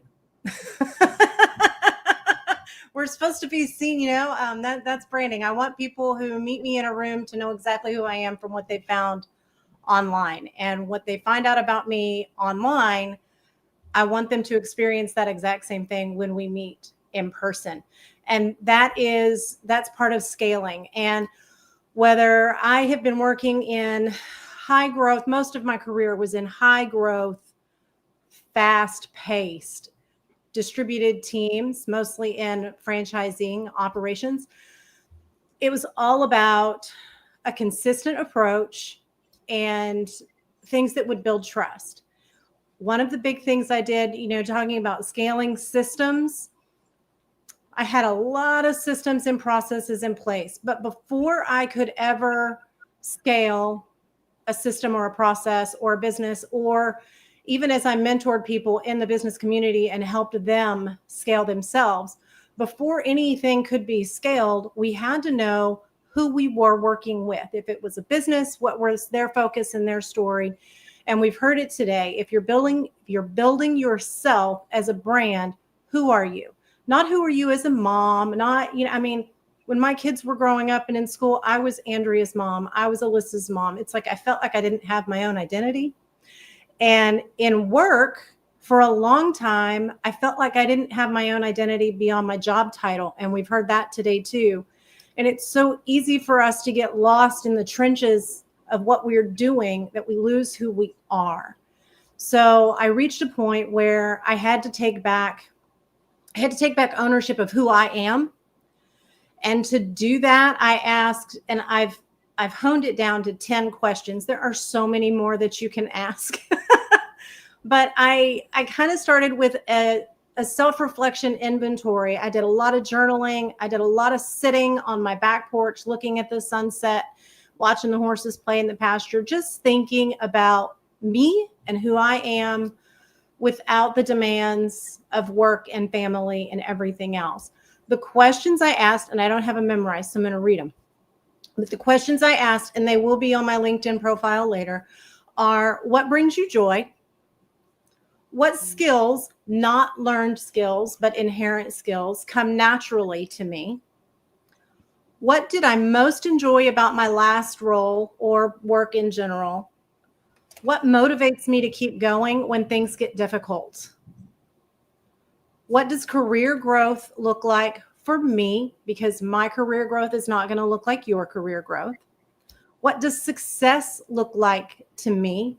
My definition of success is different than, say, my husband's or anyone else's. What patterns show up in my life and in my work? What's my unique perspective? We've definitely heard that today. What's the story that only I can tell?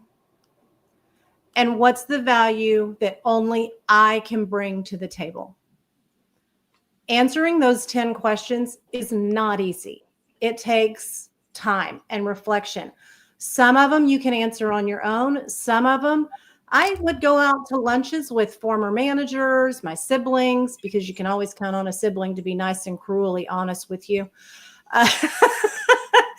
I would go out to lunch with people, or even ask people that I had just recently met, what is one thing that stands out about me to you? And I would take things that they said about me, and I would reflect then on what they said. And that helped me really hone in on who I am.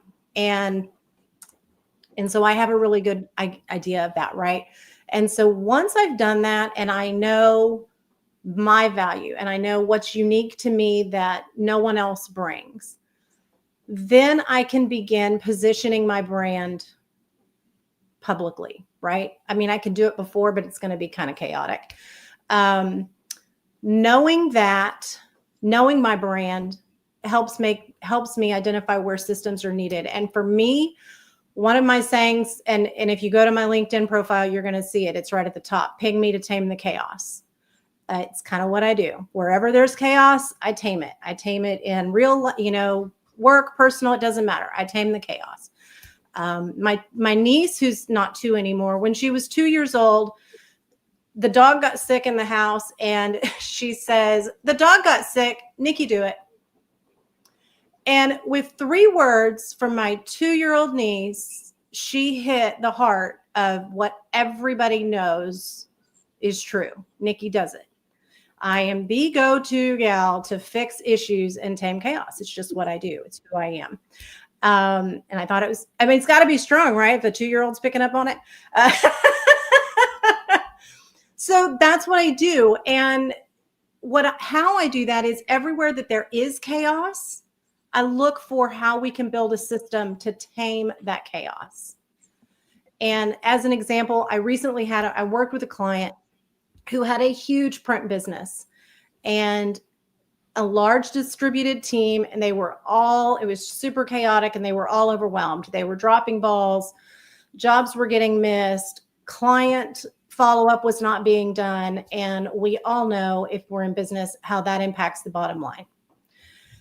So things weren't going as well as they could. So we looked at their systems, analyzed their processes, identified all their stakeholders, anybody that was going to be impacted, and looked at what their goals were going to be and where they wanted to be, where they wanted to be. And then we put a system in place. We identified bottlenecks, and then we identified ways that we could streamline that bottleneck. I heard from that client about a week ago, and his key leader on that job had left. And the rest of the team was able to just pick up and keep moving and never missed a beat. Their sales have gone up, and their customer experience has magnified because they have a system that allows them to do things efficiently. That is how I use systems. As far as creating content for my brand, Dr. Cheryl talked about speaking, using our voice. I will get on my computer like this about once a week, all by myself, normally not on a call, and I will record content. I'll do a longer form video, and from that longer form video, I can cut out snippets and I can create my content. I can create from about 10 to 15 minutes of video. I can create a week and a half to 2 weeks of content in 2 weeks. It gets me practicing talking about who I am, what I do. And it's a system that makes it easy for me to continue creating content while focusing where it's the most important for me to focus. And it's most important for me to focus on building relationships with actual human beings. And that is how I use my systems. My systems do not stifle my creativity. They make it easier for me to think and be more creative. And they allow my impact to be measured, and they allow my results to be magnified, because I'm not always thinking, oh, I have to create this post. I'm not as good as David. I can't get up at 4 a.m. to post every day. But I will create content consistently, and I will post it, and I engage with other people. But my focus is not on, oh, I have to get up in the morning and create content. My focus is, I'm going to get online today and see who I can connect with today. And that has made the process of building my brand and scaling my brand a whole lot more fun, because I'm not worried about the back side of things. I'm worried about the face-to-face. So that is how I scale a brand. I would love to hear from people. If you have more questions, ping me on LinkedIn. I love to chat about it. And later on today, if it's not already live, I have a bingo card going with, it's a scaling bingo, and it's got my 10 questions on self-reflection on there.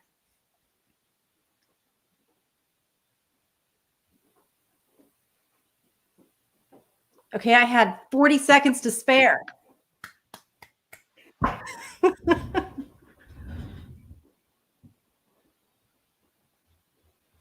You're muted.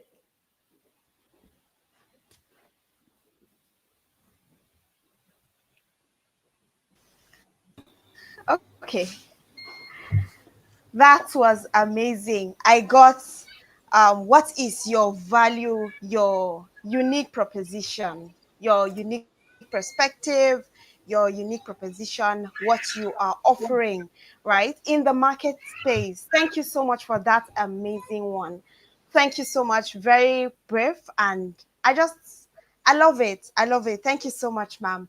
So please let's give Ma'am Nikki an amazing round of applause for that powerful session. Thank you. We have Ma'am Olawumi Heavens in the okay, amazing. I can see Dr. Valentina Heavens has joined us as well. Thank you so much. Finally, thank you, sir. All right. Let's go on to Dr. Olawumi Heavens, and it gives me immense pleasure actually to be the one introducing her, because I promise you, anywhere you get to see her, you can see influence. She doesn't even need to speak, right? So that's it. Ma'am Olawumi Heavens is a 23-year-old, a 23-year event veteran. Each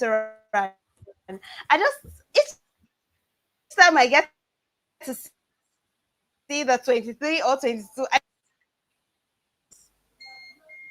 that's not her age, please. I beg your pardon. That's the number of years she's been in the industry, right? So I'd like to say she's an OG. Yes, she's an OG. She is a 23-year event veteran and monetization coach. As founder of OH Media and Events, she has trained over 5,000 professionals and helped top international companies access top tier African talents. A sought after speaker and trainer, she is an advisor to the Coalition of Professional Women in Politics and the spokesperson for African Women in NGO. Please, let's give a round of applause for Mrs. Olawumi Heavens as she dissects this amazing. And this is yours, ma'am. Identifying monetizable skills has always been a thing of struggle for professionals with multiple skills. So let's help someone today. How can such a person identify which skill to monetize? Let me take it again for the sake of clarity. Identifying monetizable skills has always been a thing of struggle for professionals with multiple skills. So let's help someone today. Yes, someone is on this call and would like to know what skill they would like to earn from. Yes, so how can such a person identify which skill to monetize? God bless you, ma'am. Please help us dissect this. Thank you. Amen to that. And thank you very much. I hope you can hear me clearly. Just give me a thumbs up if you can. Okay. Thank you, Dr. Cheryl. Thank you very much. When she said she's an OG, I thought to myself, oh my God, do I look 23? Thank you very much for the opportunity to speak on this amazing platform. And congratulations to us all. 1 year is no mean feat. I mean, it takes consistency to be here. So congratulations, exactly. I'm going to join Dr. Cheryl. And congratulations to the Phoenix Gate president. I call her Madam President. Thank you for bringing us all here. So we're going to talk about monetization, and we're talking about people who are multifaceted. Now, I'm going to say some things, and nothing bad, so don't worry. I'm not throwing anybody under the bus. If I throw you under the bus, I'm throwing myself under the bus.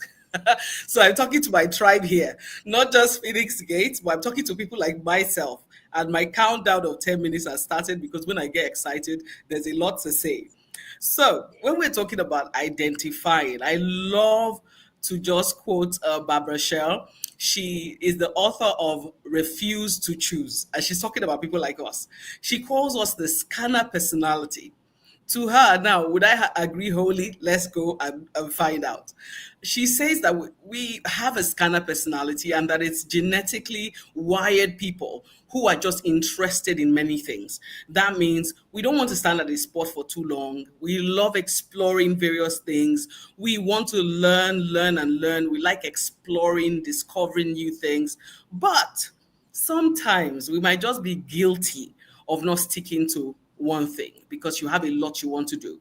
And yes, come see, come sir, I will say like this, like that. Sometimes it's not just not wanting to stick to one thing, it's about having so many things that you can do. That means you can provide value in so many different ways.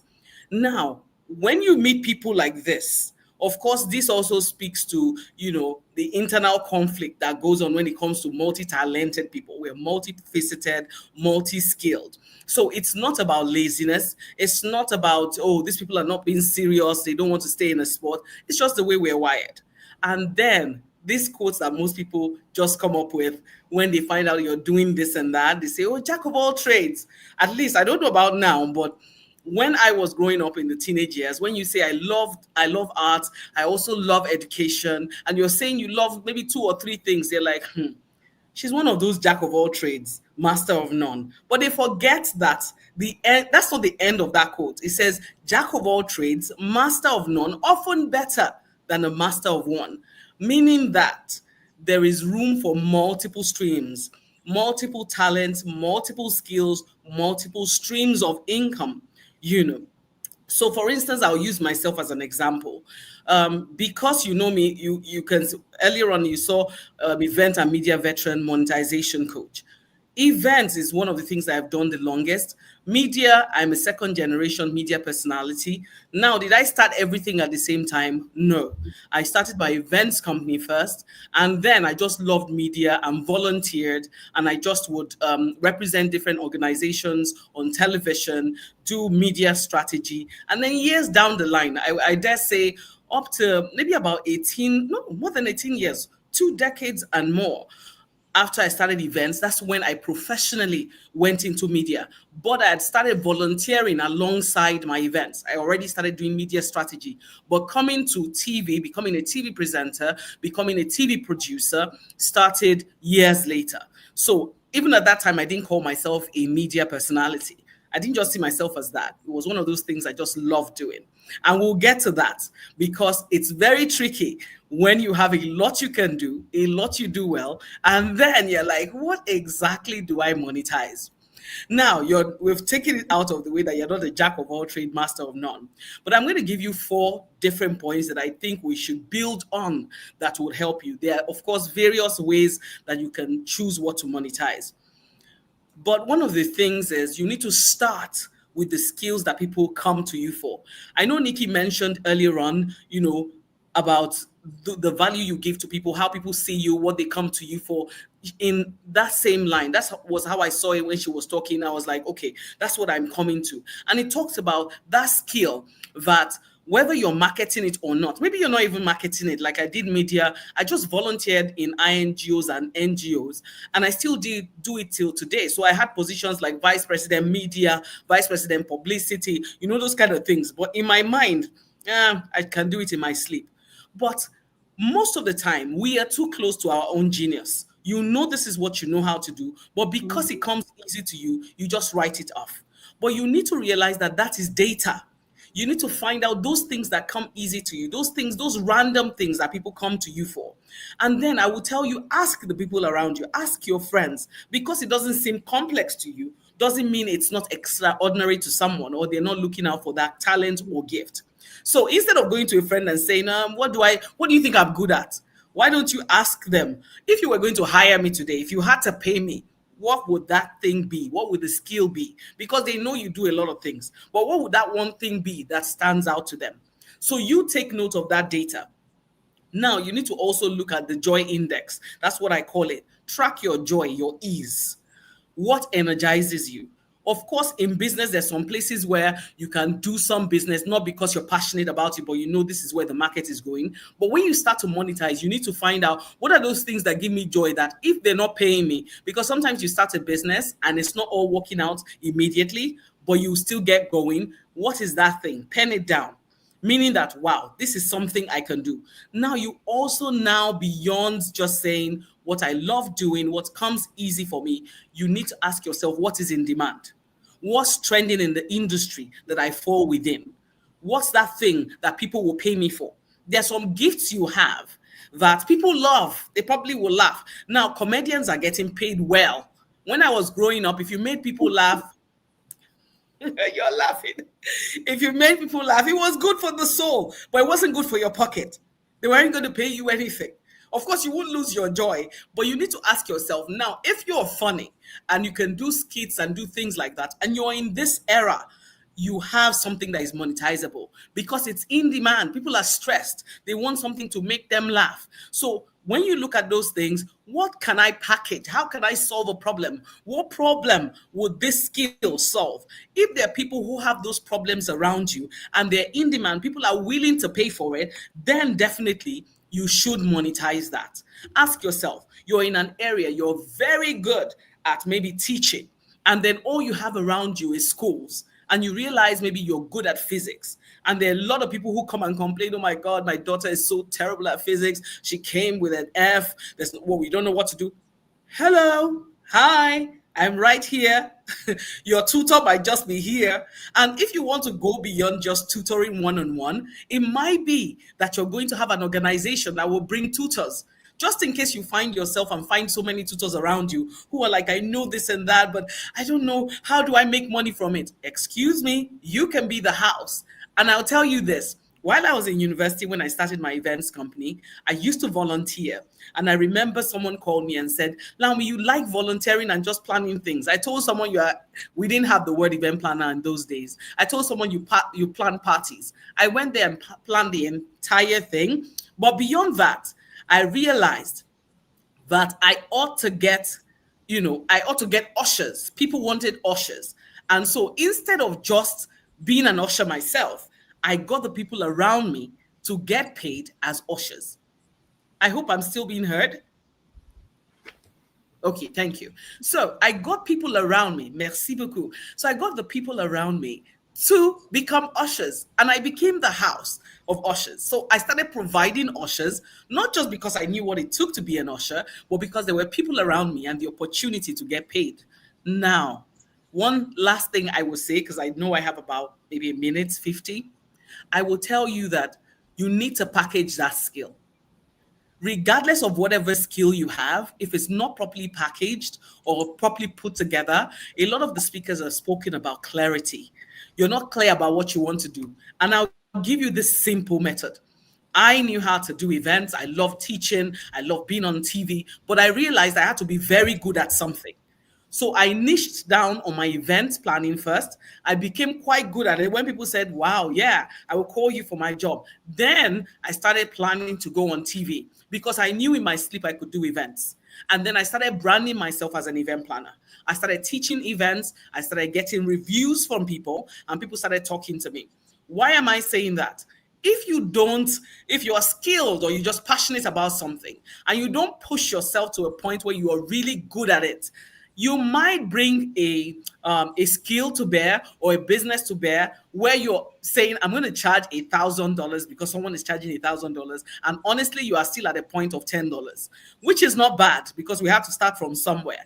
So the thing is, choose what you can do, the opportunity that you have around you, what comes easily to you, what the people want or need at that time that is monetizable, and start with it. Now, one of the things you might feel is, oh my God, what am I going to do with the rest of my skills? So you mean I'm going to have to drop the rest? No, you're not going to have to drop the rest.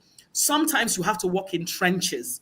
You have to make sure, for instance, the events and media is now a company. I can do other things. You're putting structure in place to make sure it works. So I'm very happy, even when I'm not doing some of those things that my company is doing it, I'm also the one doing it. So I'm happy to review what's happening around me and know that I'm still doing the same thing. Okay, so that's my bell telling me that I have exceeded my 10 minutes by a second. But I'm going to tell you this, it's doable. If you're multifaceted, multi-talented, it's doable. And don't forget, if you need clarity, just reach out to me. Thank you so much for the opportunity to share.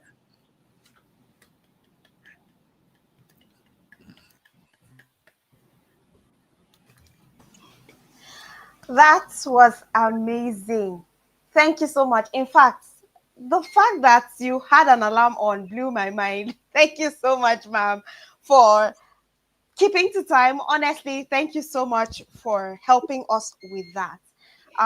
It's right about time that we call upon amazing testimonials. And at this moment, we need to have people talk to us about their experience with the Phoenix Gate community. Because what's an anniversary? Um, what is an anniversary, right? Yes, what is a celebration without a testimonial? What is a celebration without witnesses where we have people that are able to come on and tell us, okay, this is what I have been able to gain from this community. This is what this community has done for me. And today we have amazing people. And right now, I'd like to call on Melody and Delight to give us their amazing testimonies, the amazing story of the Phoenix Gate encounter. Thank you so much. All right.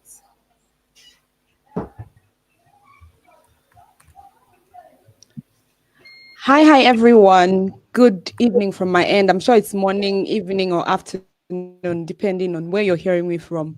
Just as everyone has been sharing since we started, it has been an amazing journey for us all as the Phoenix Gate in itself.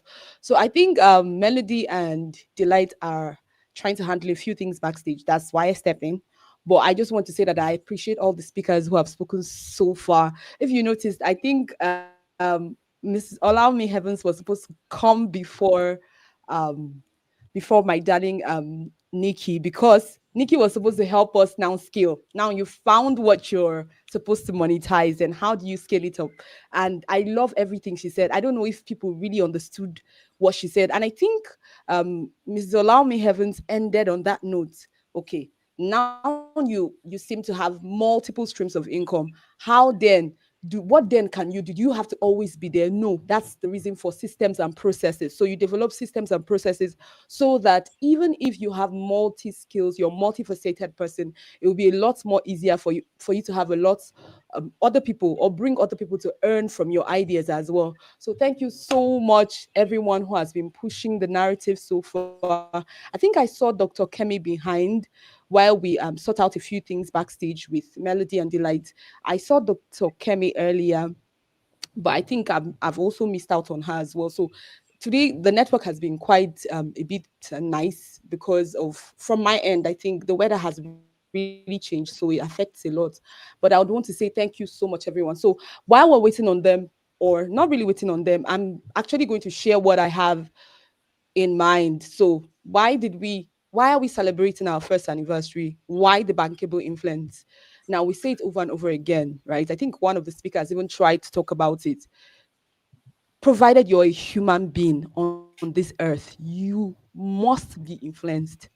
You must be influenced. I think it's a wiring in the soul of every man. God placed it there. God wants you to want someone to listen to you, wants you to listen to someone, wants you to listen to someone tell you go in a particular direction, wants you to probably talk to someone else and say, okay, I have some direction about this. Okay, move in this direction. So that's why for our next speaker is none other than our Dr. Valentino Heavens. He's going to be talking about mentorship. Okay, now you figured out what you're doing. Now you have tried to probably converse with people or even start working with people. Now, because we know that in bankable influence, somehow at every phase of your life, there will be seasons for overwhelm. There will be seasons when you cannot literally figure out yourself. Now, the question is mentorship really important? And then a few other things he's going to be talking to us tonight about. Dear sir, if you can hear me crystal clear, you can just have the mic. Thank you so much. Great. Hello, everyone. I want to believe that y'all can hear me and see me clearly. Awesome, awesome, awesome. Kudos to you. Thanks to the community. God bless you all. And congratulations once more, Dr. Vivian. You have outdone yourself in this period. I And I want to say thank you so much for, to all the previous speakers. Awesome, awesome speakers. This will become a book in itself, or probably a course, if harnessed and put out there. People will pay premium to come listen to this, I bet with you. Now, jumping on what I have here very quickly because of my time. God bless you, everyone. Thank you for coming again. You see, I have been dancing and playing with a lot of leaders, transformational leaders, right from my very young age. I'm still very young right now, mind you. But fortunately for me, I have 3 children to speak for that, but I'm still extremely young. But you see, my first public speaking and engagement with leaders started at around age 10. And I can categorically tell you that without having the right direction or mentorship, you will derail. You will derail. And the truth is, look, there's a language when you want to grow up, when there's a language when you want to engage with your community or with the world that you live in. It's already morning. What you're going to do, what you're planning to do, it's not tomorrow anymore, it's today. So you got to get up, get in there, get someone to help you with it, and get out there and make it happen. I want to believe we can still hear me. I need a little reaction from there. Awesome. Thank you very much. Thank you, Dr. Cheryl, for those 2 thumbs up. All right. So here it is. Whether you are moving with your right foot forward or with 2 left foots forward, just make sure you keep moving and you're jumping. You want to know this. Bankable influence is not built on isolation. It's earned, sharpened, and refined through mentorship. I'm going to say that one more time. Bankable influence is not built on isolation. I don't know it all. You cannot know it all. I don't care how much intellect or knowledge you think you have personally, you cannot build as an island. It is sharpened, it is refined through what? Through mentorship. And you know, mentorship is like parenting. It's just that your mentees cannot blame you for their problems, you know, in therapy later. Nobody's going to have that blame you. The truth is, you are leading them like you're leading children. And you have to have the right skills, the right set of skills. But how do we get this into perspective? Let's get into a little bit of numbers here. You know, a Harvard Business Review study found that in 84% of Fortune 500 CEOs had mentors, and 71% credit their success to those relationships. Get those numbers again. 84% of Fortune 500 CEOs had what? Mentors. 71% of those 84 credited their success to what? To that relationship with their mentor. Not that it's going to be straight and smooth at all the way. There's definitely going to be bumps and all that because you're 2 different personalities coming into one system to try and make it work. But you out there must what? Must definitely see to it that it works. Sometimes, I love the story of Judge Omoberry. I love his story so much. Him and his mentor had serious issues. And at a point, they were seated at the same table at a particular meeting. And he wrote on a sheet of paper, "I don't want you to mentor me anymore," passed it to him. He also took the sheet of paper, wrote in it, "I don't want to mentor you anymore," passed it back to him, and they went quiet for a bit. And later he came back to his senses and began to pray. And a particular year, he went on and began to pray for about 4 months. He was praying every day and saying, "Lord, have mercy on me. Lord, have mercy on me." And later he went back to this mentor and prostrated and apologized. Now that's a Yoruba thing in this part of Africa. Prostrated on the floor, apologized. And the mentor said, "It's okay. It's okay. It's just that you've been a stubborn boy. Come here, let me give you these numbers." And the mentor gave him about 2 numbers and said, "Call them and talk to them that you are from me." And he did that. And that relationship, those 2 numbers birthed what he is today. That number brought 2 billion minimum into his hands, and for whatever it is he wanted to start doing. So you see the influence of mentorship. You have prayed, you have screamed, you have read, you have studied, but that influence can never ever be overemphasized. You cannot shove it down the drain. You must go for it, and it's very important. Now, let's break it down like good old jollof rice, you know, just with 3 different recipes. Hallelujah. Forgive me for that. You know, mentorship, what? Number one, it multiplies clarity. Mentorship, what? It multiplies clarity. Many talented people are stuck not because they lack ideas, but because they lack direction.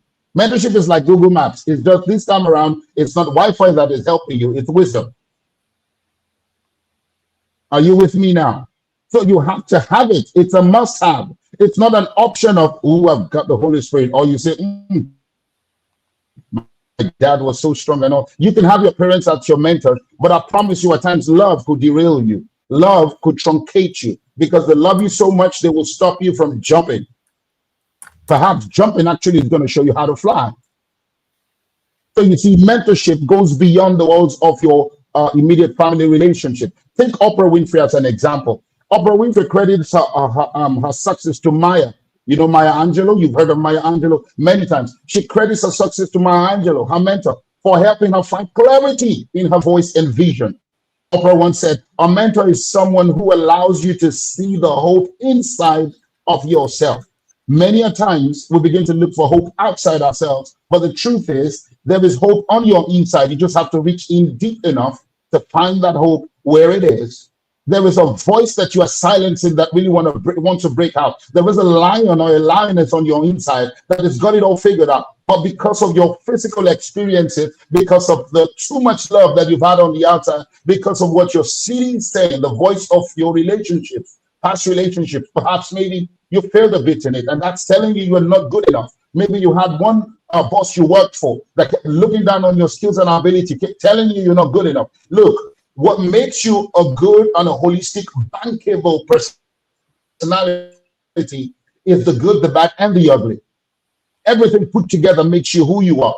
So you cannot throw out any part of your experience. The end is not actually the point you're going for. The process of the journey is what gives you the credibility and the bankable influence. That's what people come to pay for. That's what makes you the force in your field. That's what makes you the fire that is going to light everybody else. We want to see you burn, but we don't want just the good. We want every experience. You see, in this world of today, we need to begin to gather people that failed and begin to also pay them to hear them talk. Why? Because they can actually tell you how not to get it done, how not to do it, rather. They can show you the pathways to pitfalls. They can show you where the pitfalls are and how they fell and never be. I mean, this is it's actually treasure in itself. It's treasure in itself. Okay. So number two, mentorship accelerates capacity. First one, we said what? Mentorship multiplies clarity. Number two, mentorship accelerates capacity. What does that seem to be? What an elder sees sitting down, a child cannot see even if he climbs to the top of an iroko tree. That is the Yoruba adage, is the Yoruba proverb that we have. What an adult can see in his sitting position, a young child or a little child cannot see it even if he climbs an iroko tree. That speaks about experience. It speaks about influence. It speaks about journey. It speaks about processes. Everything in there. So consider Richard Branson. His early mentor, Sir Freddie Laker, guided him through the turbulent airspace of the airline industry. Look at what Richard Branson is today. So mentorship is a capacity builder. We say we're capacity building expert. I am a capacity building expert. But I promise you, in the journey of capacity building, instead of shoving it down the throat of people or giving them statistics and rules, what we do is to walk with them hand in hand. We don't just, you don't just shove it down them. You don't instruct them. You lead, you coach. You must mentor. You must sit down with them through the good, the bad, and the ugly. It's important that you do that because this corrects your blind spots. It helps you down the road, and it always helps you understand who your leaders and your great mentors are. Now, if you ask any successful business person, they would always, have had a great mentor at some point along the road. Not all mentors might not necessarily stay with you all your journey throughout, but at every strategic point in your life, you have some people come into your life. Like, for example, you have like someone, Dr. Cheryl, coming out. She speaks. Her words can begin to echo through your mind or through your spirit. For the next 3 weeks, those words can begin to shape or form a new line of thought in you. And then you just realize yourself. My wife just spoke now, and perhaps her words might begin to echo through your spirit, and you will know that these words now shows you exactly what to do. It just gives clarity to your pathway. So you might not necessarily have met some of these mentors one-on-one. You might not necessarily have sat down with them, but you will know that they are leading you. And the last point here is mentorship magnetizes credibility. It's a magnet to credibility. It's once said about a story of a Wall Street person. My time is up, and so but give me 1 minute, so I'm going to round up here. And so we have this Wall Street personality who once this young guy went to him and told him, look, sir, I need influence here. I need help here. And he told him, okay, fine, let's just walk down the street. And they walked down the Wall Street. We just walk down and talk and chit chat. They weren't talking about anything business. They weren't talking about anything important. He was just asking him how he was, how he's doing, how he's managed. And they just chit chatted and they walked down the street and that was it. And it was like, what is this guy doing? But you see, everybody else that saw him with that man began to associate the man's credibility with him. It made him become bankable. What does it mean to be bankable? You walk into a bank. Can you use your personality to gain purpose? Can you take your business, if your business is bankable, your personality is bankable, it means you're credible. It means they can trust you. It means you have delivered at one point in time, and we can trust you to deliver over and over and over again. But how would they know that if you do not roll with those who have delivered? If they don't see you with anybody who has been trusted by the society, who the stamp of greatness has been put upon. Greatness not in the essence of financial greatness now, but what in influence and in change. If you can find that person and stick with that person, no matter the time, it will really, really pay you off. Now, I'm going to end on this note. Informing mentors give you answers. This is the difference between mentorship that informs versus mentorship that transforms. Informing mentors, they give you answers. Informing mentors, they tell you how it is done. They will tell you how they did it. They will show you how you will do it. You see, this is where the journey is. Informing mentors build competence in you. No matter how you are doing, they will tell you, get there, jump in there, do it. Even when you feel, they will tell you, yes, you are on the path, jump in there and do it again. They won't tell you, they will never talk down on you. They will scold you, they will charge you, but they will push you out there like an eagle throws his little ones out from the nest up there, and they will watch you and make sure you fly. But that fear will run out of you when they deal with you. That incapacity will shove itself down wherever it has to go to. That low self-esteem will run out of your life. Immediately you find the right mentors in your life. Find out many people in times past that have been able to get this done. So dear leaders, as you scale into your new heights, don't just look up for success. Reach back for someone else also and try to bring them up. Be the Maya Angelou to someone's opera. Be the answer to someone's Obama, and be the bridge, not just the gate. Be the one that opens the pathway for someone else. You might think that you need a coach now, but you will find the best mentors and coaches when you also begin to pick someone up and say, I'm going to help this person and lead the way there is. Then it opens a whole floodgate of opportunities and access for you too. Thank you very much, Phoenix Gate. Thank you, Dr. Vivian, for this opportunity. Thank you so much. God bless you all. Have a wonderful evening now.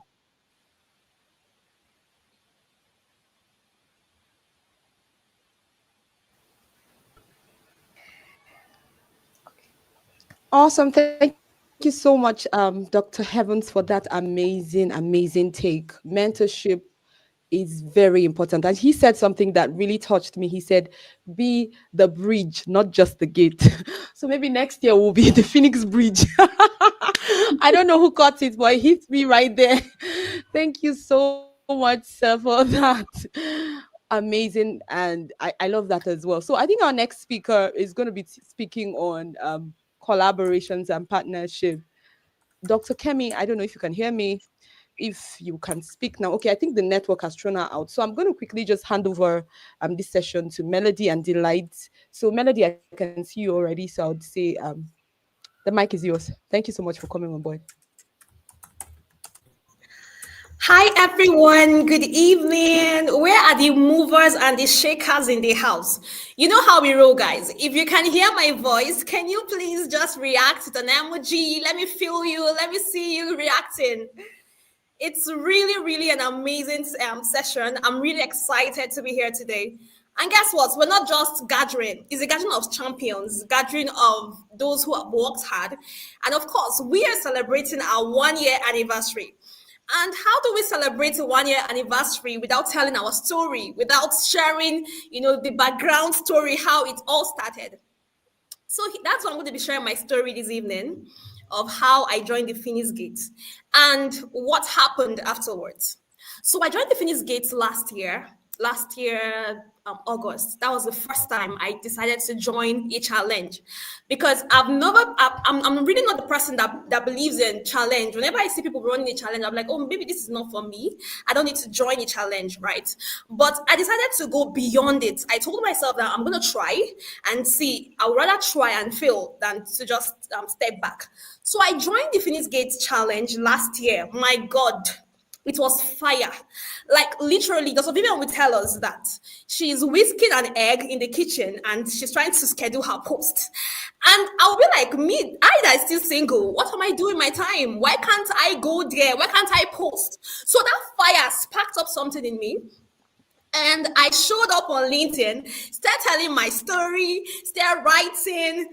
And guess what? It's been amazing. The result has been, I can't even quantify the results really, because after that I got a gig, I got a job working with a global founder who is in venture capital, and it's been amazing. The result has been mind-blowing. I didn't even know I could be able to pull such results for this person. I can't start mentioning names because of security and all that, but then I'm telling you that this is someone who had suffered from low self-esteem. I've had those moments where I felt like I didn't have anything to offer. I wanted to share a story, yes, but then I felt like, what platform do I use to tell my story? How do I start to tell people about my experience, even though I wanted to say it, but I was skeptical. I was afraid, like, how do I go about it? Oh, do I go on YouTube? I need a good camera. I need all those things and all of that. But I came on LinkedIn with the text and image, guys. You see, I'm not even joking. Aside from that, I also started my own. Thank you. From that, I also started my own company, right, where I coach people on public speaking. I've trained a good number and I've made money from it. Like Sophia would say, what is the essence of doing the work without the money? We need the money because there are projects we need to do. You can't be influential. You can't make much impact without the money. So she taught us how to convert our skills, right, to money, how to get money from our skills. Aside from that, I also was able to, coach people, help them overcome fear, because I've experienced it. So that way it was easier for me to also tell people, okay, I've gone through this. I can help you out of it. That's one side of the story. And it's been amazing. In fact, right now, I had decided to leave the 9 to 5 because I'm focusing mainly on my brand.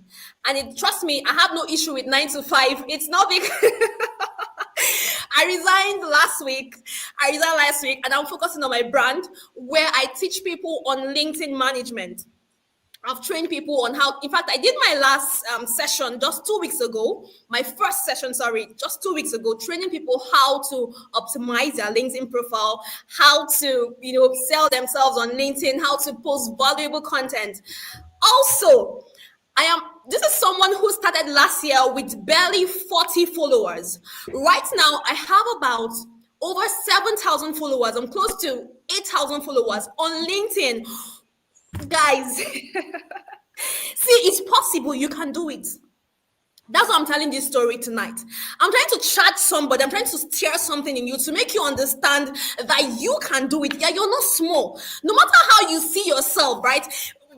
Physically, I kind of look small. I'm the small stature kind of person. But when it comes to results, I don't see myself as a small person. I see myself as big as possible. And it's because of I was able to join this challenge. I caught the fire. And the amazing thing is that Dr. Vivian didn't even charge us for it. I mean, she didn't even charge us. She said, just come and learn. Come and learn. And with that hunger, I decided to learn. I put all my heart into it. I was focused on it. So it's possible for you to change your story. It's possible for you to build, to get results. I wish I could start, showing you guys all of these results I've been able to pull so far. It got to a point that there's this popular speaker called Vusi. Vusi had to repost one of the contents that I made for my clients. That's to tell you how big we're doing this, right? And it's been, my clients gives me feedback all the time. Oh, Melody, this is amazing. You're doing well. I love the feedback. I love it. I love what you're doing. The results are crazy. And one thing I learned from Dr. Vivian is that she also made me to understand that it's not just about the money. Give value. Give so much value that people respond to you with the money. So we are not just saying, oh, we want the money. No, we give you value. We give you value. When you see that value, you all you want to do is just to pay us. You want to give us more. You want to give us much money because money responds to value. And aside from that, I've been so serious. I was able to work on myself because as I started posting on LinkedIn, I felt like, okay, I can actually be consistent because I had this fear. I felt like I couldn't be a consistent person. I felt like if I should start this, I may stop. But this is someone that started since last year till this year. We're still pushing, and not just pushing, we are doing it with so much results. I celebrated my 7,000 followers on Monday, just on Monday. As of today, I checked my followers. It's already close to, I think, about 7,300 and something. Close, well, we're already getting to 8K followers. I have gotten gifts from people, really. In fact, when I joined the challenge, and after the 3 months, after 3 months, I was still consistent. Someone just reached out to me and said, you know what, I'm going to be sending you some of 20,000 naira every month. Why? Because I love how you post. I love your consistency. That's not only the thing. I've been earning, guys. Like, I used to be this girl that will go broke at some point. Like, I was like, oh, I need money for this, I need money for that. But right now, I don't ask. I don't ask for money. I have the money, I give. I spend it when I want to spend. And I have more other structures that I've put in place to earn more. This is just the beginning. Someone reached out to me last week and was like, oh, please, I need you to help me train this lady and optimize her profile on LinkedIn, and sent me the money immediately without any, wait, after you're done with it. No, sent the money because the person has seen value. And that's one of the things I love about the Phoenix Gate community. We don't joke. Like, when we want to do something, we go all out of our way to do it. And we have the spirit of excellence. We carry the spirit of excellence, and I have witnessed growth within this short period of time of being in Phoenix Gate community.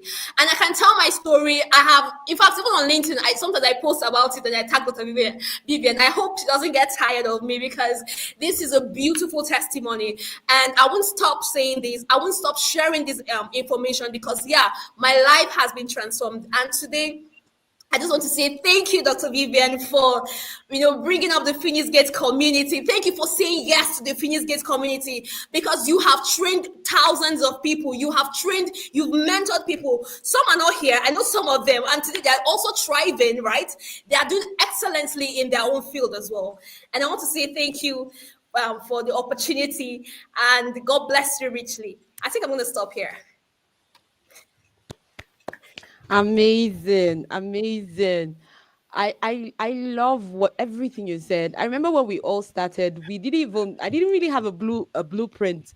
But one thing is sure, just like what she said, if you're consistent or if you do whatever it is that you're doing right now long enough and with the right guidance, you're going to break out. That's just the truth. And I love the fact that there is no more dryness. Like, money meets money in your hands. Now you can actually pray Always. that prayer and confess it. So it was just one stepping out, and then that prayer became reality. And I'm so glad to have been a part of your journey as well. Thank you so much for that amazing, amazing testimony. Definitely, I'm going to chop all that and push it all across the internet. Thank you so much. Absolutely. Okay, so the next person we're going to be hearing from is Delight Magnus. Delight, the mic is yours.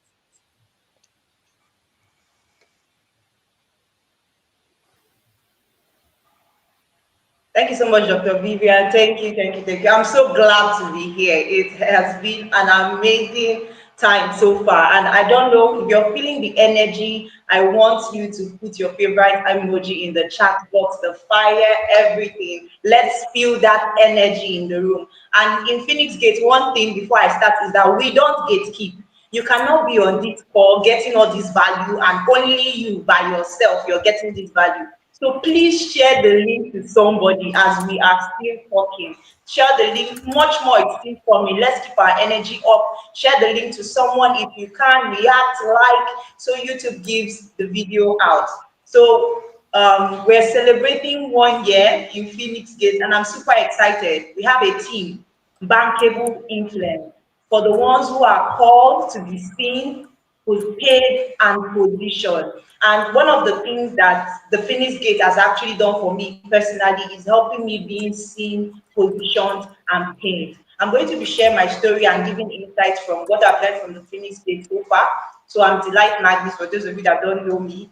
And yes, um, there's a research by Forbes. Forbes did a research and they say about 70% of professionals are invisible or feel invisible in their offices, in their fields, online. 70%, a very huge amount. And the funny thing about that 70% is not because they are not skilled. It is not because of that. It's because of one single thing that they lack confidence. And I was part of that 70% per se that was feeling unseen because of the fact that I lacked confidence. I keep telling people, I post about it, and I posted about it recently when I hit 4K on LinkedIn, that Phoenix Gate, when I met with Dr. Vivian, that was the turning point for me. I said that she gave me confidence, she gave me that audacity, that motion. She always calls us the mover. She gave me that motion, that audacity. And it's something I'm entirely grateful for, entirely grateful for the Phoenix Gate. I joined the monetization challenge. That was in the month of May.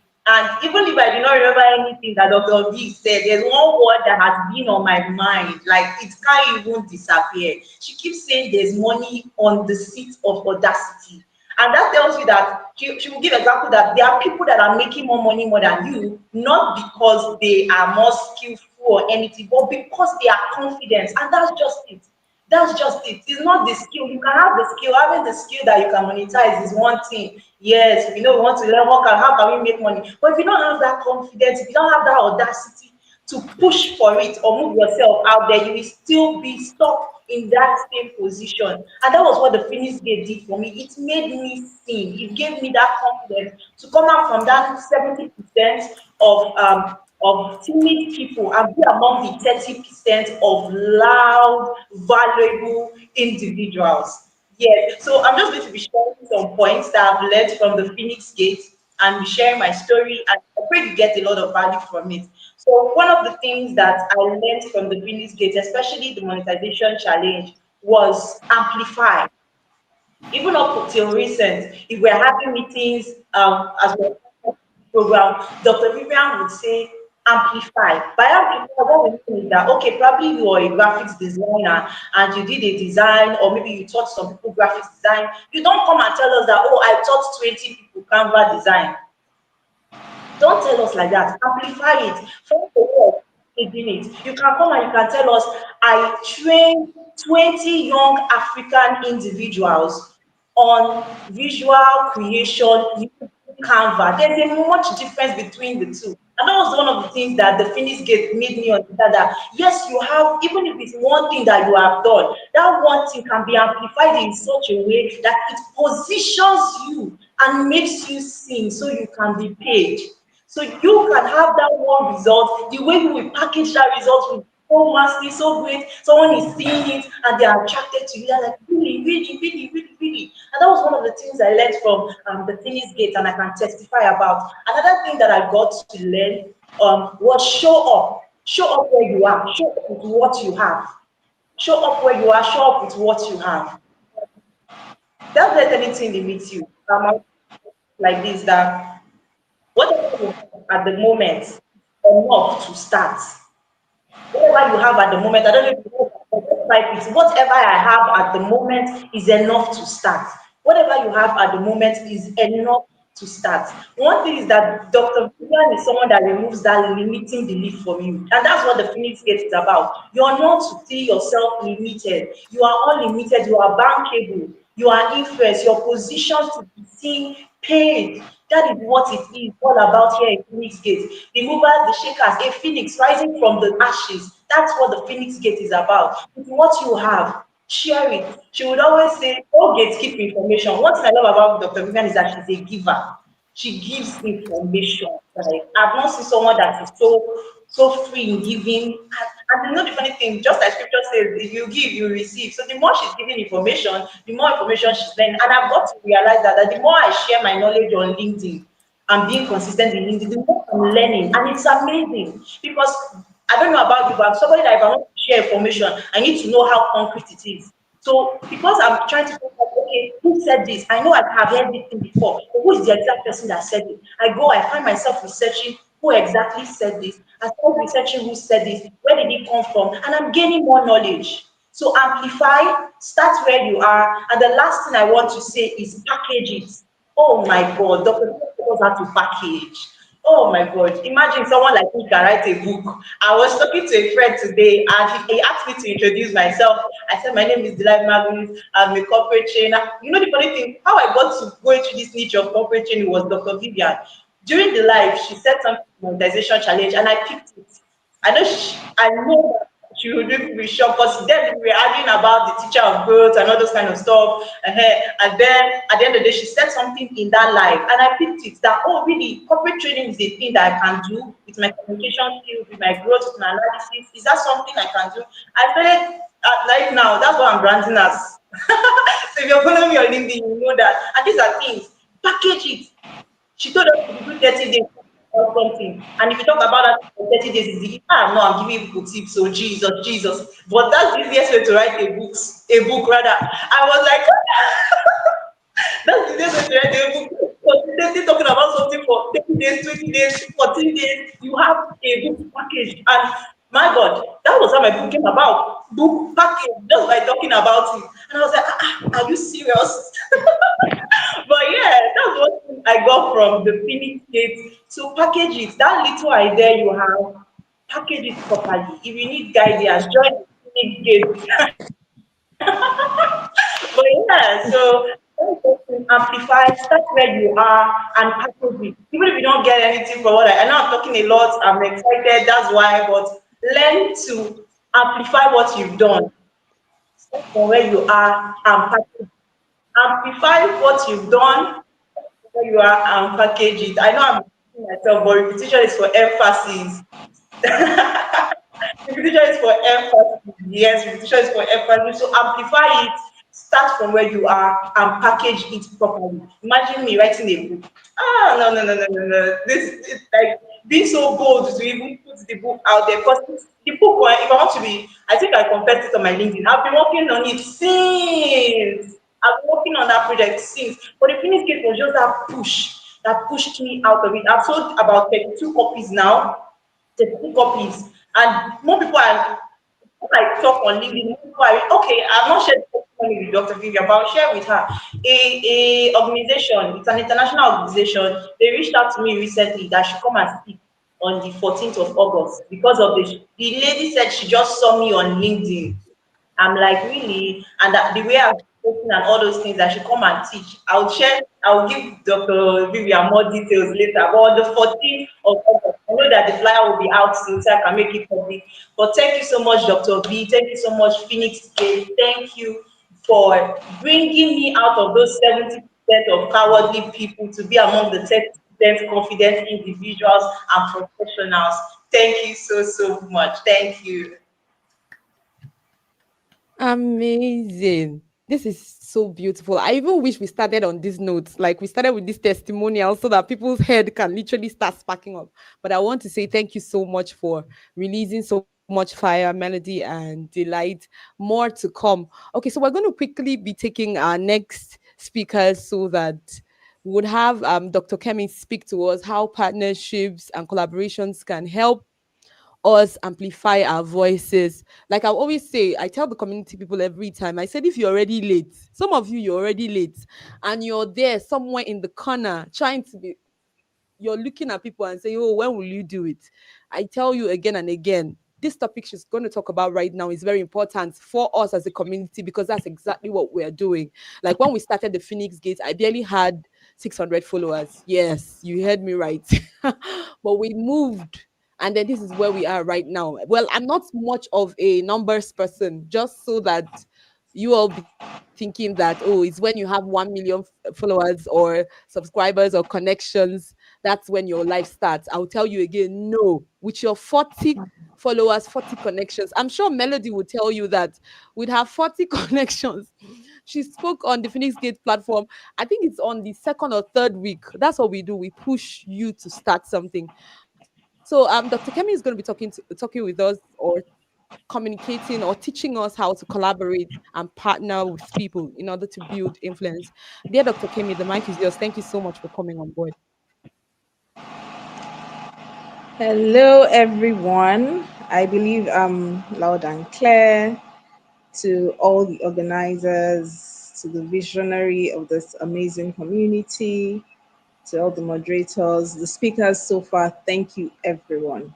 Happy anniversary, Phoenix Gates. Wishing the community and everyone working very hard to grow this brand. Many, many, many more successful years, many more wins. And if you're joining us for the very first time, you're welcome. If you're here live, you're welcome. If you're watching the replay, thank you for joining this amazing session. Thank you for being part of the celebrations here. And we believe that you're going to get value from everything that you're going to rewatch on this video. I'll be going straight into my session, and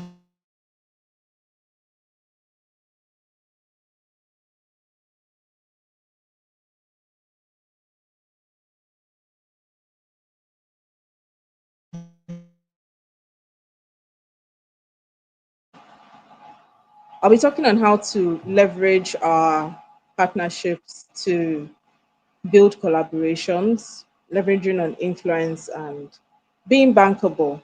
Being bankable has to do with being valuable. Essentially, is about attracting value and being positioned for value.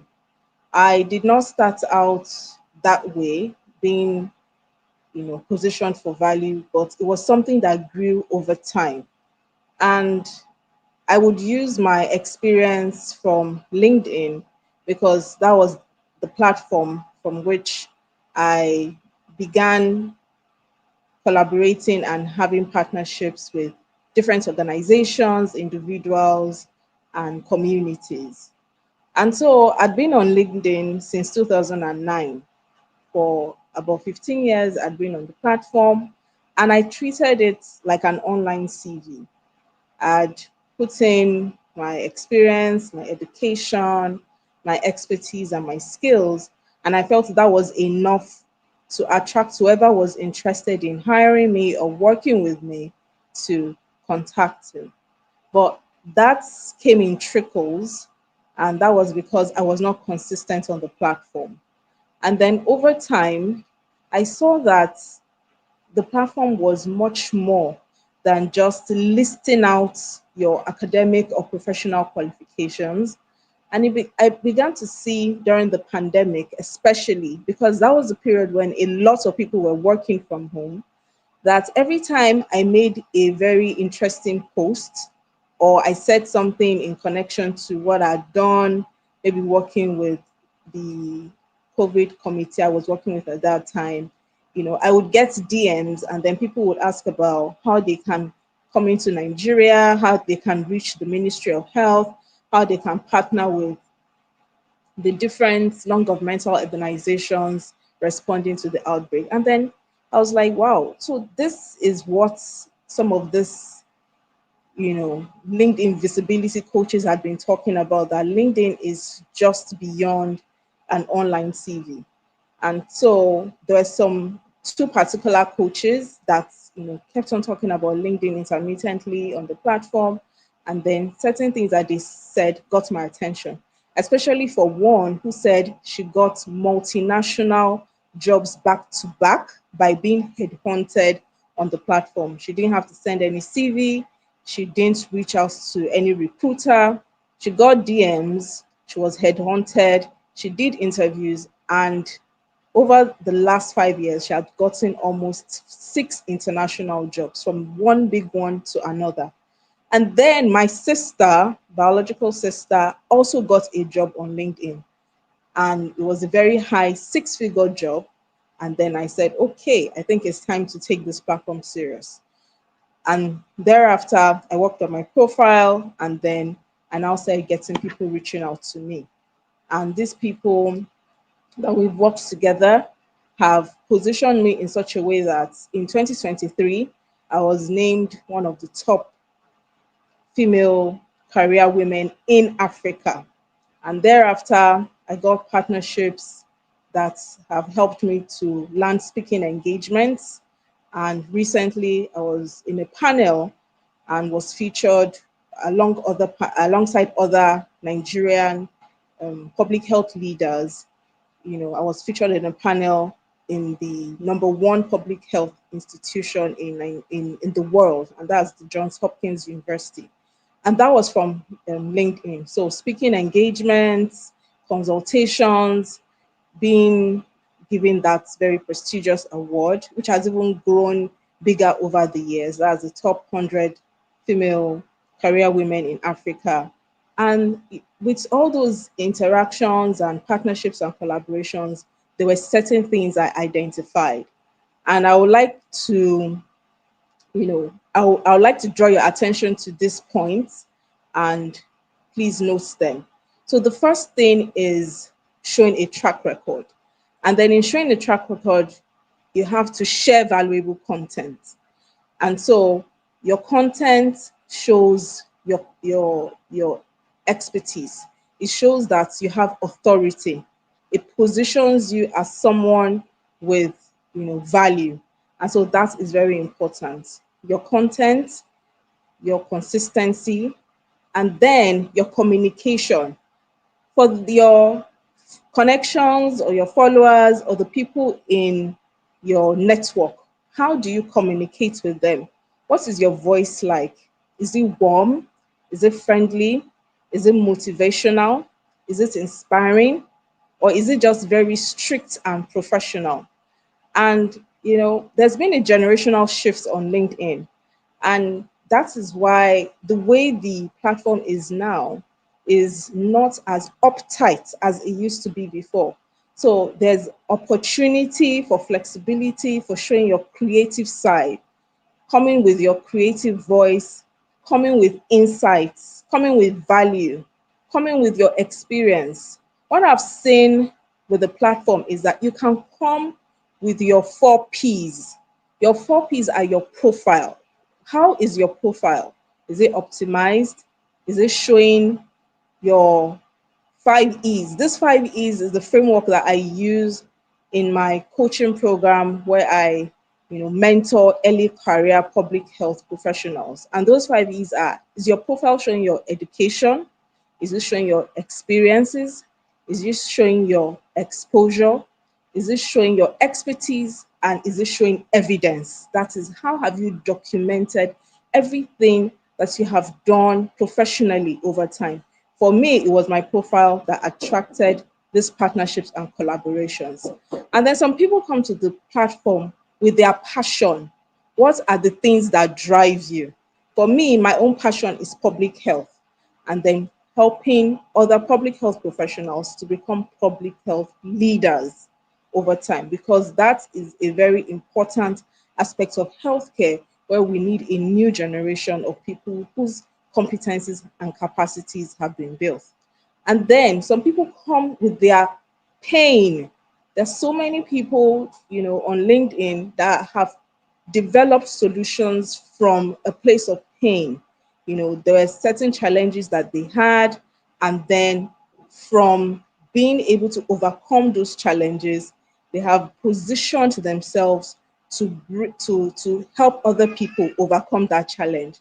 We all know Mr. Tunde Onakoya, the convener of the Chest in Slums project, where he reaches out to children in underserved slum communities, and he has used chess to empower them. That is as an alternative form of education. So from his pain, being an growing up in an underserved community, but using chess as a way to get out of poverty, he's now taking that skill, that game, to empower other children to bring them out of poverty as well. Some people come to the platform with their purpose. What is your purpose? What are you packaged for? How many people have you been set out to liberate? And that is part of what I've seen Phoenix Gate do. Phoenix Gate is a community that gives, is a community that helps you to achieve your goals, is a community that helps you to grow. So it's giving, we are growing, and there's no gatekeeping in this community. So it's an all-round G, you're getting, you're being given, you are growing, and you're achieving your goals. So we've talked about, what you're coming to the platform with, your P's, your profile, your purpose, your passion, and your pain. So those things are the things that help you and position you as, someone with influence. Okay, those are the things that can now help you to make up your content, right? We've been talking about the things that you can use to become bankable, the things you can use to become a person whereby organizations, individuals will want to partner with you. Okay, so with all this capacities, then you can push forward your content. Another thing we're talking about was your communication. What kind of voice are you coming with? The voice of someone who is inspiring, the voice of someone who is motivating, or the voice of someone who is teaching? What are you sharing? Okay, so thereafter, it's important to look at your okay, so we've talked about the content, communication, and then your competencies. Yes, so your competencies are your skills. LinkedIn right now is one of the platforms where recruiters, employers, collaborators, partners are looking for people. Close to 1 billion people are on LinkedIn.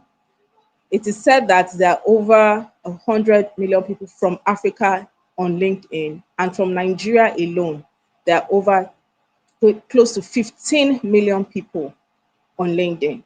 And evidence has shown that there's an increase, there's an up to 47% increase in hiring that recruiters have been using LinkedIn for. So that means that when people are looking for talent, they come to LinkedIn first. There's so many job opportunities, trainings, and skill development programs that you will not find anywhere else. You find them on LinkedIn first before you even find them on the company website. So how are you keying into that?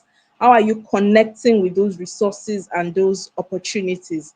How are you attracting, recruiters to yourself through your profile or your purpose or your passion or your pain? How are you doing that? How are you attracting partnerships? So it's important that you position yourself as the go-to talent, by working with your mentors and coaches and following this community to get insights as to how all this, amplification and packaging can be done. And then after you have looked at your content, that is the value that you share, and your communication, that is the voice with which you speak with, or the way in which you position yourself, it's also important to look at the community that helps you to build your competencies. Now you have digital skills. You're good with copywriting, you're good with video editing, you're good with content writing, you're good with social media management. How are you connecting those skills to your profile, to your story? How are you using it to attract partnerships? Is by connecting to communities that can amplify these skills. This video, this training, this celebration, whichever way you see it that you're watching now, was put together by a team of highly talented and skilled people. People came together, copywriters, content writers, moderators, and speakers, and everybody came with their skills. Everybody came with their A game. Everybody came with, a competence that they are now showcasing. You can key into that. You can leverage into that and build friendships and partnerships and collaborations that can position you as the go-to talent globally. And so that is very important, for you to think about. We want you to reflect on that so that you can be highly, highly, highly sought after.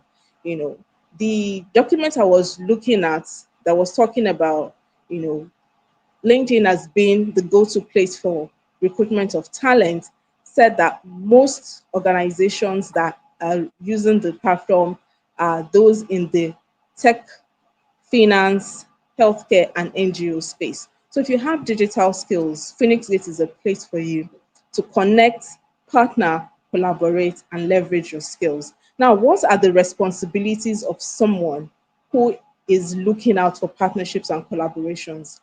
I want you to type in the comment section, I must be credible. For you to have partners, partners and collaborators get attracted to you, that means they've seen that you have skills that they are interested in. So after the collaboration, what next? You have to deliver on the task, you have to deliver on the assignment, and then credibility is important. Again, write in the comment section, I must be reliable. For you to have for you to have success with partnerships and collaborations, you must be reliable, you must be available, you must be dependable, because these are the soft skills and qualities that sustain relationships. When these attributes are not there, it will strain relationship and it will show that this person is not the talent that they thought he or she was. So it's one thing to attract collaborations and partnerships with your profile, with your passion, with your purpose or your pain, but you have to sustain them. So credibility, being dependable, being reliable, being responsible, and all this together with being, someone that is communicating well, has good competencies, has good capacity, has a community where they're getting support and mentorship is going to definitely make you bankable influence, and you can take that to the bank. Thank you very much.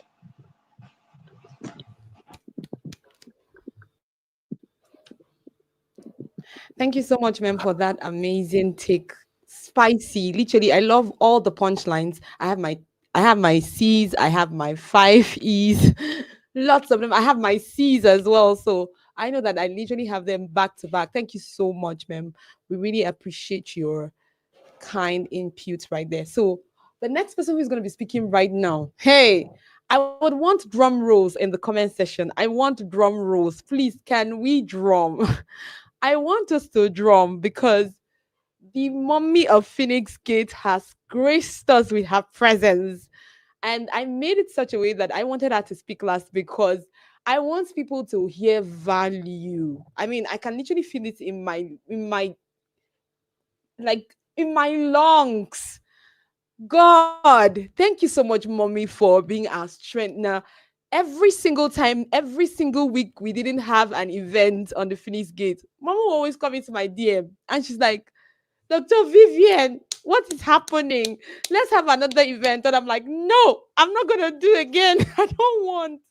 So I'm just saying, if there's anybody that I had in mind as soon as this event came to mind, Melody was the one who started the push, but mommy literally almost every week, every day would call me and tell me, what is it with Phoenix Gate? Because people's lives were changed. Da, da, da, da, da. Like I told you guys most times, right?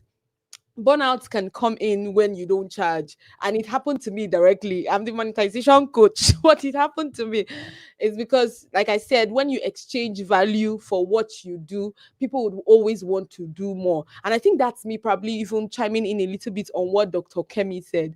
She said something about when you give, you get, you give. The goal is make sure that I would also add that when you want to conclude a partnership or when you want to seal on a partnership, always be the one to outgive your partners. Find ways to outgive your partners. Find ways to make sure that they benefit so well from whatever that you want to do with them. And for me, I can say that Mommy M, I use mommy. This is a professional platform, but no one can take it away from my mouth because I have seen a mother in Israel. Like, man, you don't even know all the space, all the things you've done for me in this season. My MOS, hey. Well, I'm saying it so well because I know I'm going to cut out this and I'm going to put it out there so that everybody will see. Thank you so much, ma, for the calls, for the checking up on me. I mean, the last time I saw her, she was in Abuja and she found me. I literally had to run off. But thank you so much, ma, for coming today. Today, she's going to spice up our conversation by concluding on public speaking and every other thing you need to know. And mind you, she has a community of public speakers, and you all know that Phoenix Gate is public speaking team as well. So please, I would want you guys to share this event as well. As many people that can just come in. For those who eventually glean on the playback, is still excellent. But I want you to all meet my mama. So the next voice you're going to be hearing is that of Mommy Olushola Showemimo. Thank you so much, ma, for coming. I appreciate you. The mic is yours. Thank you. Can you hear me loud and clear? Can you hear me? All right. I am actually praying because I don't know. I've been stable all along and now there is a bit of trigger. Please, if you're happy to be here with us, wish us a happy anniversary in the comment section. Just say happy anniversary because a lot of work has gone into this evening.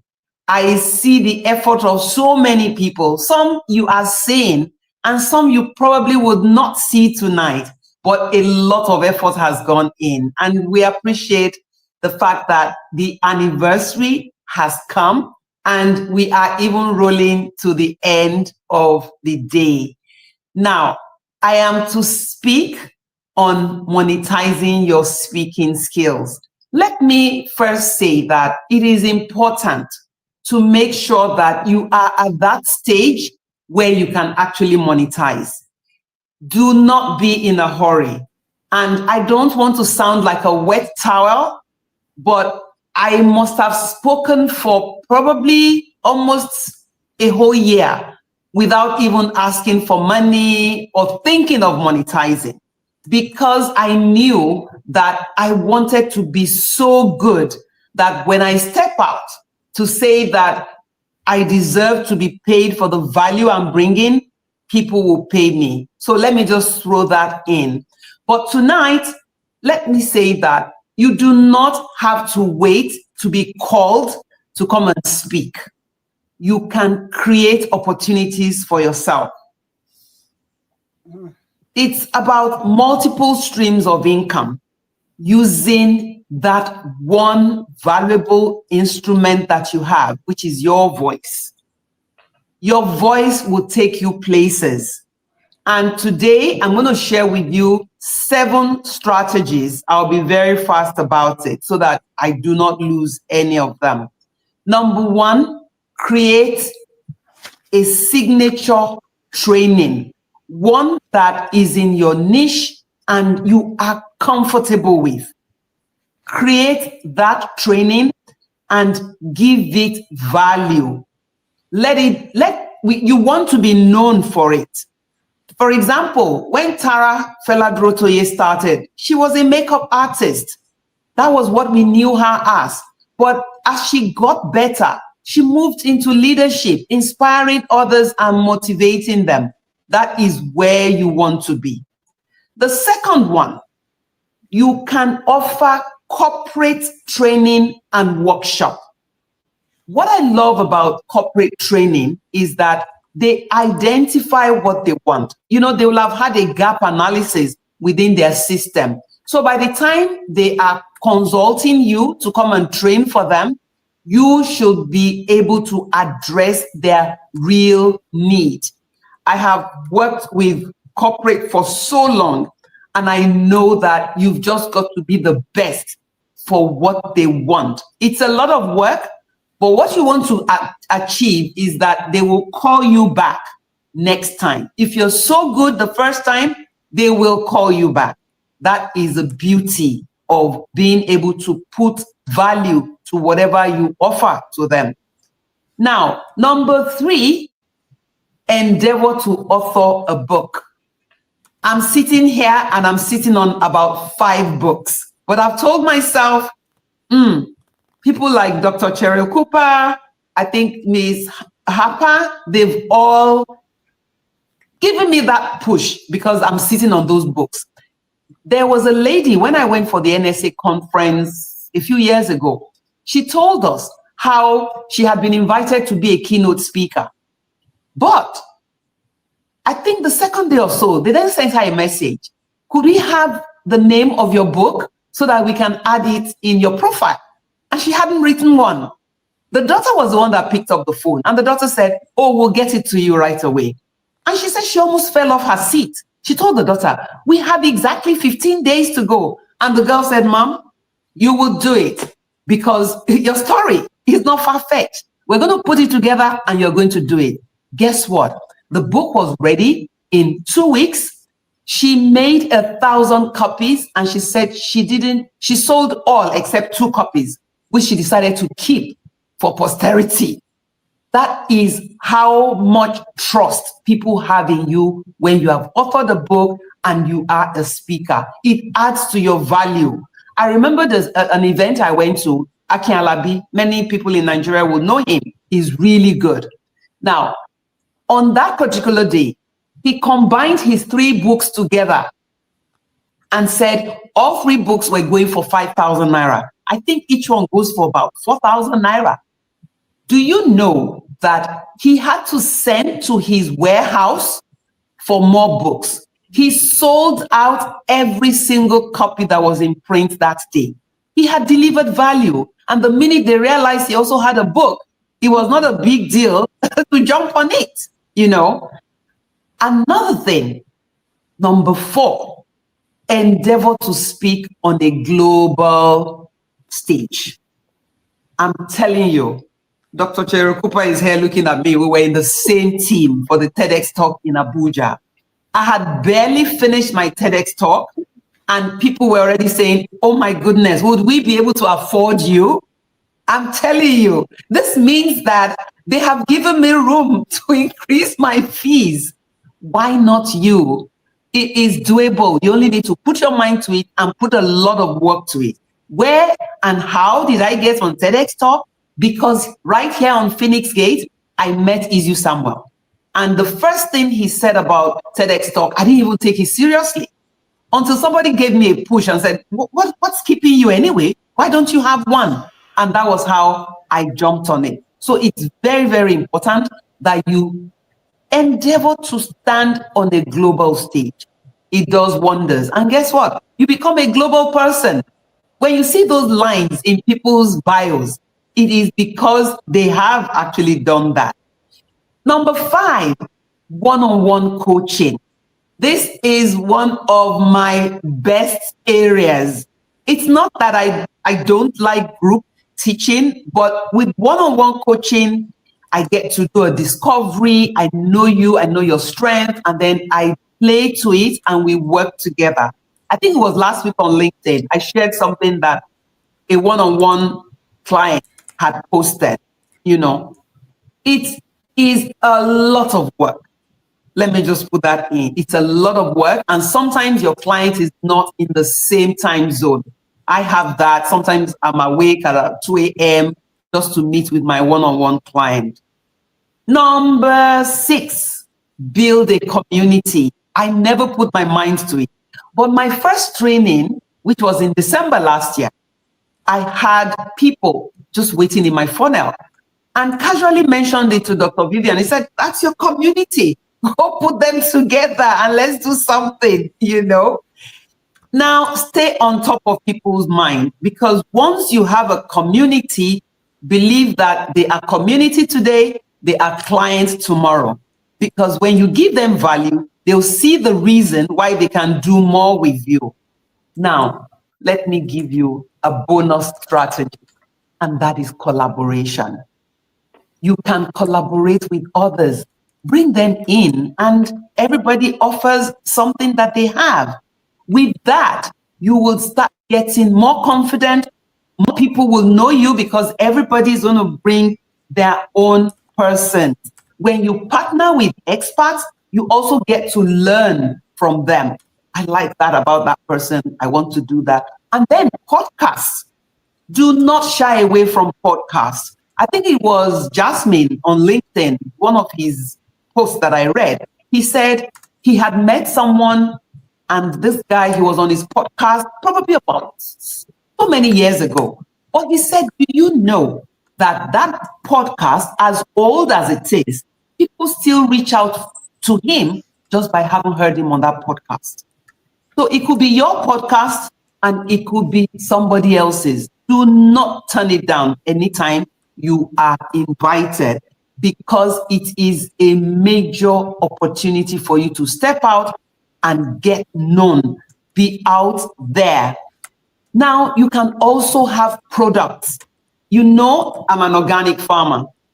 Every time people ask me to speak, it's either on my leadership role and communication or being an organic farmer. But guess what it does? I sell out my products every time I step out. So you can also create products that align with your niche when you want to bank the ability to speak. It is doable.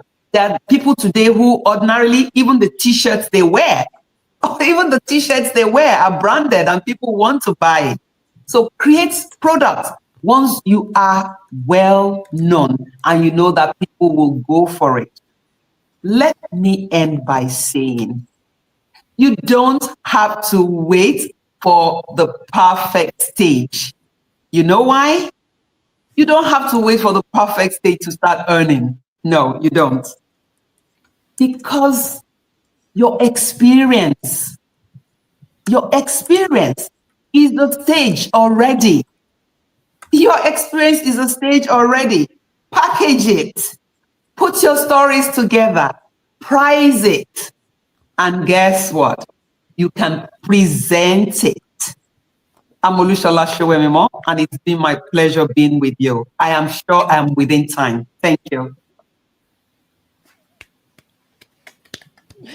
Amazing. Thank you so much, Mama. Thank you so much for this amazing take as well. I thought you were going to share about your journey on Phoenix Gate as well, so that I don't know how many people saw that video, because I literally had to save up that video. There's nothing I didn't try doing last night with that video. It was supposed to be played, the first videos I was going to be played before this whole event started, but I don't know. Earlier on the day, I think we had some little challenge with our network across here. So, but then I'm grateful that all our moderators as well as our speakers were able to hold the fort and then they pushed through. I don't know. I feel overwhelmed with joy because every single speaker here literally defined what was in my heart when I thought of the word bankable influence. And I'm hoping that everybody who has listened in, please start being accountable. I think there's something that Mommy M said. She said, start from that small stage. Like, just start from where you are. And I would say it again. I tell everybody in the community, I know that a lot of people say you don't have to build your brand online, but I'll tell you that the cheapest place to start building your brand, it's online. So you don't have to wait to be invited to a TEDx stage. At least you can start with your camera in front of you. Start holding strong conversations with yourself daily. You can document it as a journey. I've seen a whole lot of people on TikTok, on YouTube who write day one, camera confidence day one. I think Catman helped a few amazing people go through that challenge at one point, but I don't know what happened. I think she wasn't able to sustain it. Well, I think it's I will not eliminate the place of free. Free can be exhausting, really. So mommy was saying you don't have to charge immediately. For Phoenix Gate, charge immediately. Charge immediately. If not, you will not be around tomorrow to see what that will do to you. So the only thing is be contented with the number of people who come to you, even if it's one person you charged and the person paid you.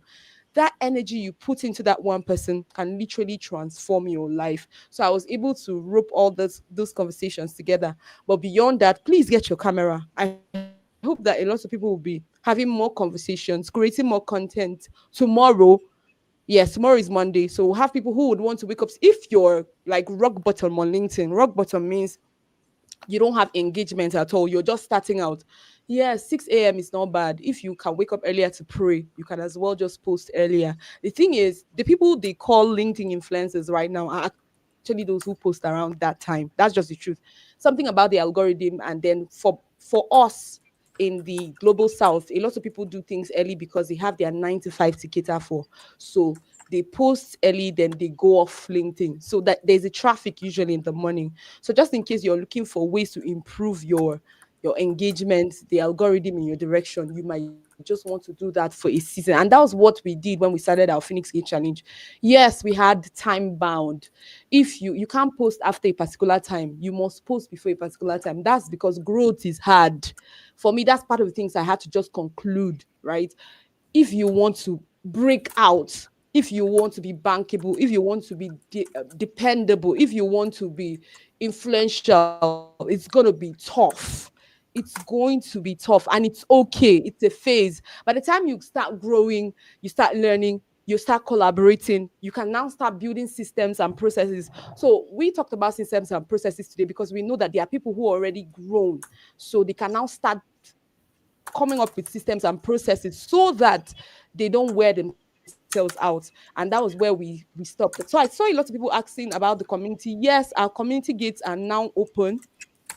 Yes, we'll send, if you registered for this event, all the better. But for as many that can just jump in right now, we have opened our gate wide. We're going to start our challenge. This one is just visibility challenge, not the monetization challenge. The visibility challenge is for support. Then for our presentations, we will speak. We always have public speakers on Phoenix Gate. You can see Mommy M, you can see Dr. Cheryl, and a whole lot of people, Dr. Izo, and countless of them. We prepare everyone. We will do marathon. We will do presentations. Even for this event, my goodness, a lot of people had sleepless nights. Me personally, I don't think I've slept for up to an hour from last night. Now that's because we had lots of glitches. I don't know. I just took a break. I didn't kill anybody, but my network, even my bank details were not paying off for. That was why we're able to use the StreamYard logo like that. So please, guys, pardon me if you didn't see the whole charade. My plan was to have an anniversary popping everywhere so that we celebrate. But the truth is, you are better off stepped out than hoping that you want everything perfect.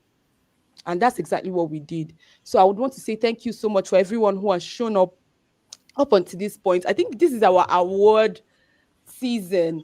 I don't know how we will do this. I think we had a little bit delay from the certifications, but we'll just call the names of people who have stood out in every way. So I don't know. So far, if you have any question, please just go on and list out your questions so that we can. If you have anything that is bugging you right now, maybe you have a challenge, you want us to attend to it right now, please just ask us. You can see that we still have amazing people who are on ground. I think Dr. Cheryl said, congratulations. Okay, on your 1 year anniversary. Thank you so much. I appreciate you. Thank you so much. Thank you so much. I I don't want to say anything so that I'm not biased about other speakers, but then everything you said, the preparation in your notes, it was obvious that you took it. It's something that has been welling in your spirit. And I'm so grateful for all the speakers who have spoken so far. Thank you. Please, if you have any questions, please just drop the questions right away while we're trying to get as many people who are um on board. So if you're here and you're part of the community and you're part of the people who planned the event, kindly just type I am still here, because this is our awards time. Thank you so much, Doctor. If you'd want to leave at this point, we love you. We love you. We love you. I'll still come into your DM to talk a little more. There are a few things I would want us to discuss as well. But thank you so much for this as well. Thank you. Okay, so Deborah Iseoluwa, please go ahead and ask your questions. We're here for you. Thank you. So quickly, we're going to be announcing some of the most amazing persons we've had so far. Sorry guys, if we cannot project your certificate, we will do that. We'll send it to you. We'll post about it. Our platform will carry every single person. We wanted to project it here so that everybody gets to meet you. But it seems like we're having a bit of a a delay there, so no problem. So I'm going to be going straight forward. Okay, we're going to be going straight into our appreciation. So, first of all, we're going to appreciate the first 11 persons who were able to document that they volunteered with one way or the other. We created the form and then we dropped it in the group. Our first 11 persons, your certificates are available. I want to celebrate Precious. Precious had been typing even during our meetings. She's an amazing person. We celebrate you, Precious. Thank you so much for all you did. Esther DOT, thank you so much. Your certificate of appreciation is already ready. You need to see how beautiful it is. I wish I was able to project it, but we had a little delay there. Joy Additional, thank you so much for all you gave. She was hot on the mic today. She was one of our amazing moderators. Thank you so much, Dr. Kemming, for being an amazing speaker as well. Every of your ideations, your thoughts were beautifully prepared. Feish, Fei Shayo, thank you so much. She was one of our moderators as well. Your certificate of appreciation is already ready. And we just want to say that we appreciate you as well. Abim Bola literally was leaving conversations everywhere. Thank you so much. Femi in the content creator copywriting team, thank you so much for all you did. So we're going to find out who is going to be walking away with the awards of the best team while our planning. Okay. So Wona, thank you so much, Wona. So these were the amazing people who had Precious Paul Adigoke. Precious Paul was the one who did all our designs. We want to appreciate you. I mean, these guys just worked back to back. Copywriting team, in fact, before we even coughed, everything we needed for this conference was already ready. And I want to say that I totally appreciate every one of them. I love the certificates as well. Thank you so much. So we're going to be going straight to um the next part of our awards. We're going to be awarding the best teams. So, Delight, I don't know if you are here and you can hear me. Let me have our list of nominations. I think we asked everyone to nominate themselves. We don't know who were the people who won. But before we get clarity from that end, I would want you to comment if you think that your team was the best during this last 1 year, during our celebration and everything we've done so far. Just type the name of your team. If your team members are not here, please call them out because we're going to be celebrating people. And I think what we will do is that if we don't see conversations from that particular team, we'll give it to the team that is available. I know this is a plot twist, but so that we encourage people as well. So thank you so much for that as well. Okay, so I'm going to be reading this out very quickly. Okay. Okay, so more awards are coming out. More awards are coming out. Kabaka, are you here on the live? So I'm going to call a few people. Happiness, if you're here on the live, say hi. And then Melody, if you're here on the live, say hi. Faye Shayo, if you are here on the live, say hi. Florence, if you are here, say hi. Elizabeth, if you're here, say hi. Latifa, if you're here, say hi. This was from our general awards for the whole year. But then we have another set of awards. Please, Delight, I would want the award for our teams first. Let's celebrate those who worked so hard for this event, first of all, before we start celebrating other influencers and all the people who have grown in the past 1 year. Okay, so I think let me just attend to that question. Okay, so a lot of people are now calling, call your team more because if we call every team and then if your team, no one represents your team here, we'll give the award to another set of people. And thank God you heard it today that you must find ways to amplify those your small wins because that is where your growth would literally be capitalized. Awesome. So Deborah is saying, my question is for a creative, for instance, a graphic designer, how do you project more as a personal brand? How do you project more as a personal brand rather than a corporate brand? Well, like we all said today, well, I'm not sure most of the speakers use that term, but your personal brand is you, right? So one thing with creating content as a graphic designer is that most times it's going to help you consistently put out yourself, first of all, as a person, before whatever you're doing. So a corporate brand is when you've started a business, probably you already have systems. Like the Phoenix Gates on its own is a system on its own. But then Vivian is a personal brand. Dr. Vivian Magnus is a personal brand.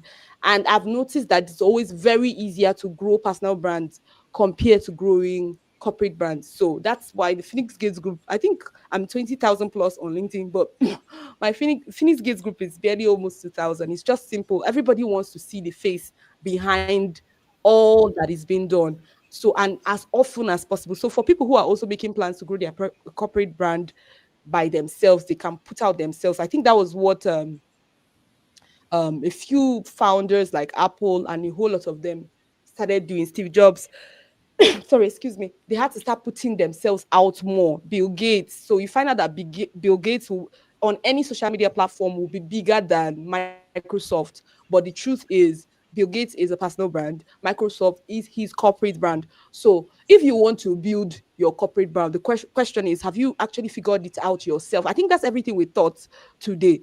And I noticed that you came here very early. So from your clarity to you're being able to decide what you want to serve it with, which is your graphic designing. So from your graphic designing, now you start churning out content. That's part of the regiment we give for everyone in the bootcamp. Every single day, make sure that something is coming out of you to people. And by the time you keep communicating daily, you find out better ways not to communicate what you know. You find out seamless ways to communicate what you know. And before you know it, everybody will just know you as Deborah Day. Let's say whatever tool you use. If you use Canva more, you can call yourself the Canva girl. I think there's somebody who has that as a personal brand on LinkedIn or whatever. Maybe it's Adobe Express or whatever, After Effects and all. So you just call yourself. If you want to brand by a company, maybe build your personal brand by what you use. But you can just build your personal brand by calling yourself Debbie the designer or something. But whatever it is, projecting yourself more will not be beyond the content you release daily. And I think that's the spirit of this event. I don't want people in my community to consume more than they give. So don't get more than you give. If any day passes by without you releasing content, you are taking in people. And I told you guys from the beginning, I had a speech I prepared, but we don't have to worry. Everybody here just spoke my mind. And I was like, hey, I hands off. So this is it. Every single day that you let people give you more than you give them, you are already at a loss. So you must be the one giving out. And giving out simply means what? You just churn out content daily. Have a routine around your content. If you're a very young person who is not being distracted at this point, I'll tell you, pick a proper time to release. Let everyone in your circle of influence know that at this time you're probably at LinkedIn, your YouTube, or any other platform. I would say it again, if you want to build on YouTube, it's usually very easier, especially as a graphic designer, as a videographer. This is your hub. If you've not figured it out, figure it out now. Your growth will almost be like wildfire. And the good thing about YouTube growth is that you don't have to be there. Unlike LinkedIn, LinkedIn requires human interaction and dwell time. So that's why a lot of people are doing very poorly on LinkedIn. But if you're on YouTube, Instagram, Facebook, all you have to do is churn out excellent content, find fun ways to describe what you know, what you are. Create content calendar. I think we do that on our first day in the camp as well. We can share that as well. As many who need access to most of this information, please reach out to me afterwards. So I don't know how many people have any further questions, but I hope I was able to answer you so that you're able to start something. So I would say it again, if you want to build your personal brand is you. Just start talking about those things that are you want people to know. First of all, start from the known. Then as you build, clarity will come. And then the beautiful thing about building clarity is that every single time you give out, you're finding better ways to give out better. So every day you don't release content, you're actually robbing yourself of the growth that could have come out from you meditating on the content you would have given out. So I would say it again, please, for us, creating, that's giving out content, creation is not an option. If you want to stand out, if you want to be a voice, you have to consistently find something that you are releasing into the atmosphere, and please make it a routine, and please make it daily. Then, especially if you have not figured out yourself properly, talk about anything. Find people in your niche. Okay, so I would say that find 10 people, 20 people, 30 people, 50 people in your niche who are already giving out something. Look at them very properly. Don't copy them. If at all you want to probably do something that you've seen them do, you can refer to them at any point. You can write your post and say you got inspired from this particular person. Please don't steal, right? Just make sure that you acknowledge them appropriately, but create consistently. I promise you, in 30 days, if no one knows you for what you're doing, then you probably didn't do it right. That's just the truth. So thank you so much for that question as well. If anybody has any further questions, please let's ask. But let me see. Delight, I think we're a bit delayed. Sorry, excuse me. I would have loved to know who the best team is because we asked everyone to vote. But in the absence of that, okay. So in absence of that, I think if we don't have any further questions, we might just call it a night because we have done so amazingly well. Sorry, I'm going to take permissions for Simram. Simram Pant's mom had a fracture, so she had to go. So she wasn't able to show up. Yes. So please, as many people who are in her circle of influence who can send her a DM, please make sure that you reach out to her, maybe today or tomorrow, to find out how she's doing. And I think Mr. Izu had something come up. Okay. Okay. Awesome. So, but those, I think those are all the only two that we missed out on. Every other person showed up and gave us so much fire. I really, really appreciate you, Dr. Sherry. You started from beginning and up until this point. This is a lot. Thank you so much. Thank you so much. Do you have anything to say to us for everyone who has been here so far? Let me let me check the backstage as many people who are currently live. Please, anyone, if you'd want to leave, please, we are done officially, but we just as gratitude, we just want everyone who is backstage, if they would want to say anything, they could just go ahead and say anything. Well, I would, doctor, you could just go ahead and have the mic as well. Thank you so much. Oh, I really don't have anything else to say. I want to say thank you to you. I am still filled with gratitude, honor, just to be here today, to be here with all the amazing speakers. As I had posted in the chat earlier, I'm like, so many gems, so many diamonds and rubies dropped in this session, things that we would pay for, that kind of knowledge, that kind of value. So just keep dropping your seeds of greatness unto fertile minds, because we as Black women, women of color, we are ready to receive. As Lynn Toler has said, we used to pick cotton. Now we are the cotton. We are the harvest. So it's time for us to stand up and claim it. Amazing. Now we are the cotton. Now we are the precious ones. It's Yes, time for us to yes. stand up and claim it. Thank you so much for this amazing take. I'm hoping that everybody who is here gets inspired. That's what influence is. We're able to share from our own growth as well. Thank you so much for coming on board. I honor you from beginning now to this point. You stayed here for 3 hours plus. This is a lot. Thank you so much. We appreciate you. Thank you so much.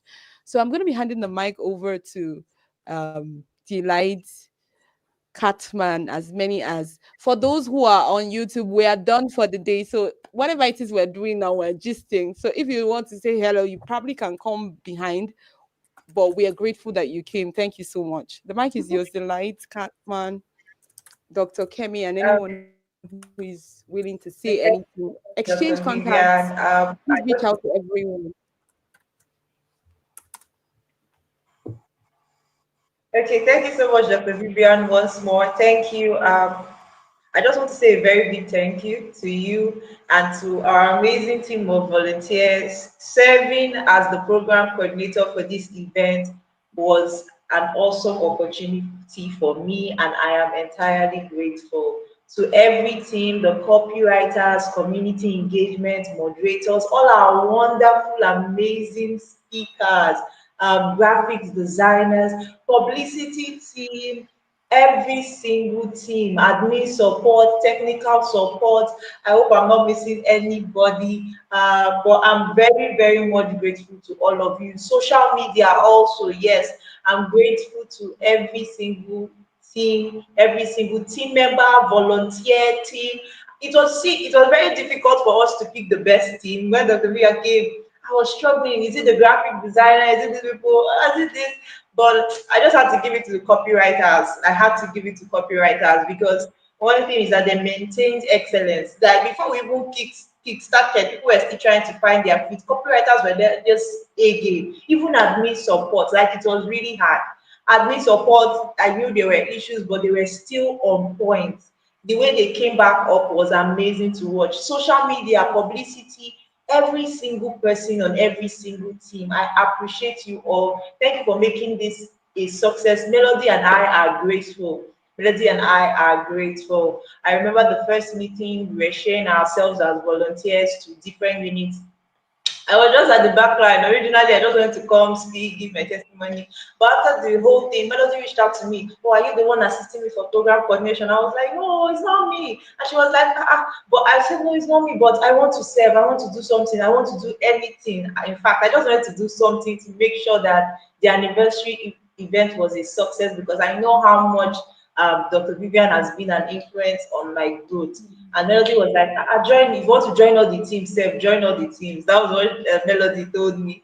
And I joined in and I enjoyed the process. I enjoyed the planning. Like every project, there's always the ups and there's the down. But at the end, trust me, this event was a success. Nobody can say less of it, that this event was a success. The gems, the value, just like Dr. Shera said, what people pay for is what we got on a platter of gold for free. For free. The amazing speakers, like I was just listening to Mr. and Mrs. Heavens. I was listening to everybody, all the speakers, and I got gems from everybody, even our moderators. I'm not appreciating our moderators. It's not easy. It's not easy to be live, telling people, keeping the energy up on this side. The energy was consistent, and I love that. I appreciate you, Catman. I appreciate Joy. I appreciate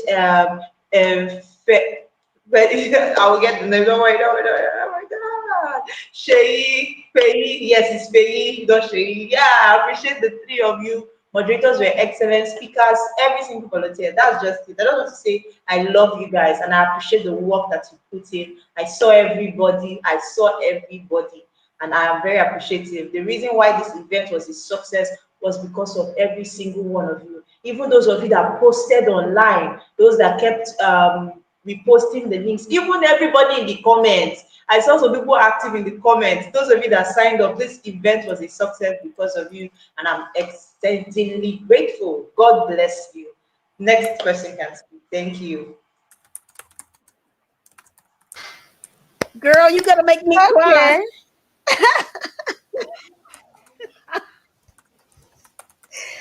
Oh, Dr. Cheryl, thank you so much. I just want to clear out every single thing I learned today in order to accommodate the last thing you said, ma'am. And it's the fact that we used to pick the curtains, now we are the curtains. Jesus, my God. In fact, that one statement has left me inspired.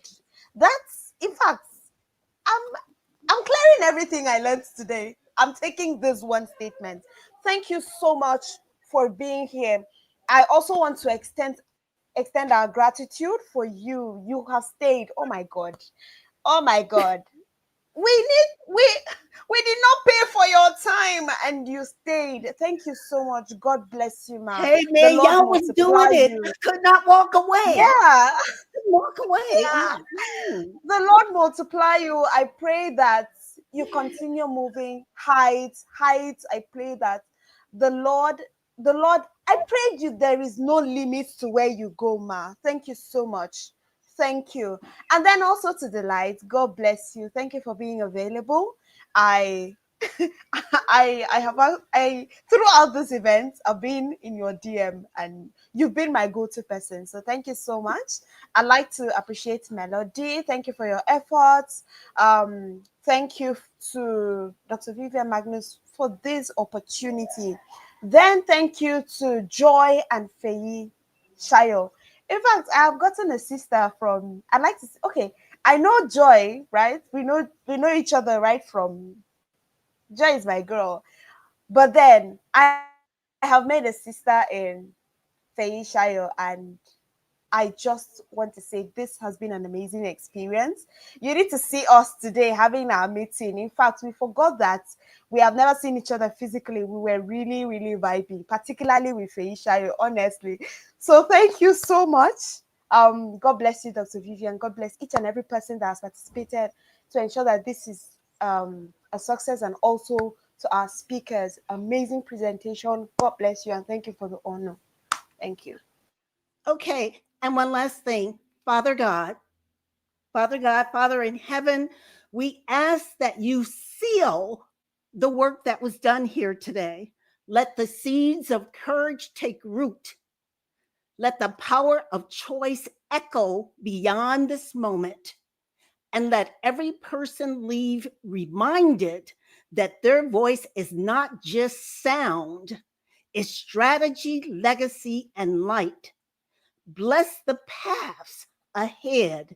May we walk boldly, speak truthfully, and lead unapologetically. May our influence be unbankable, not because of titles or platforms, but because of purpose and conviction. In the name of Jesus, let's say amen.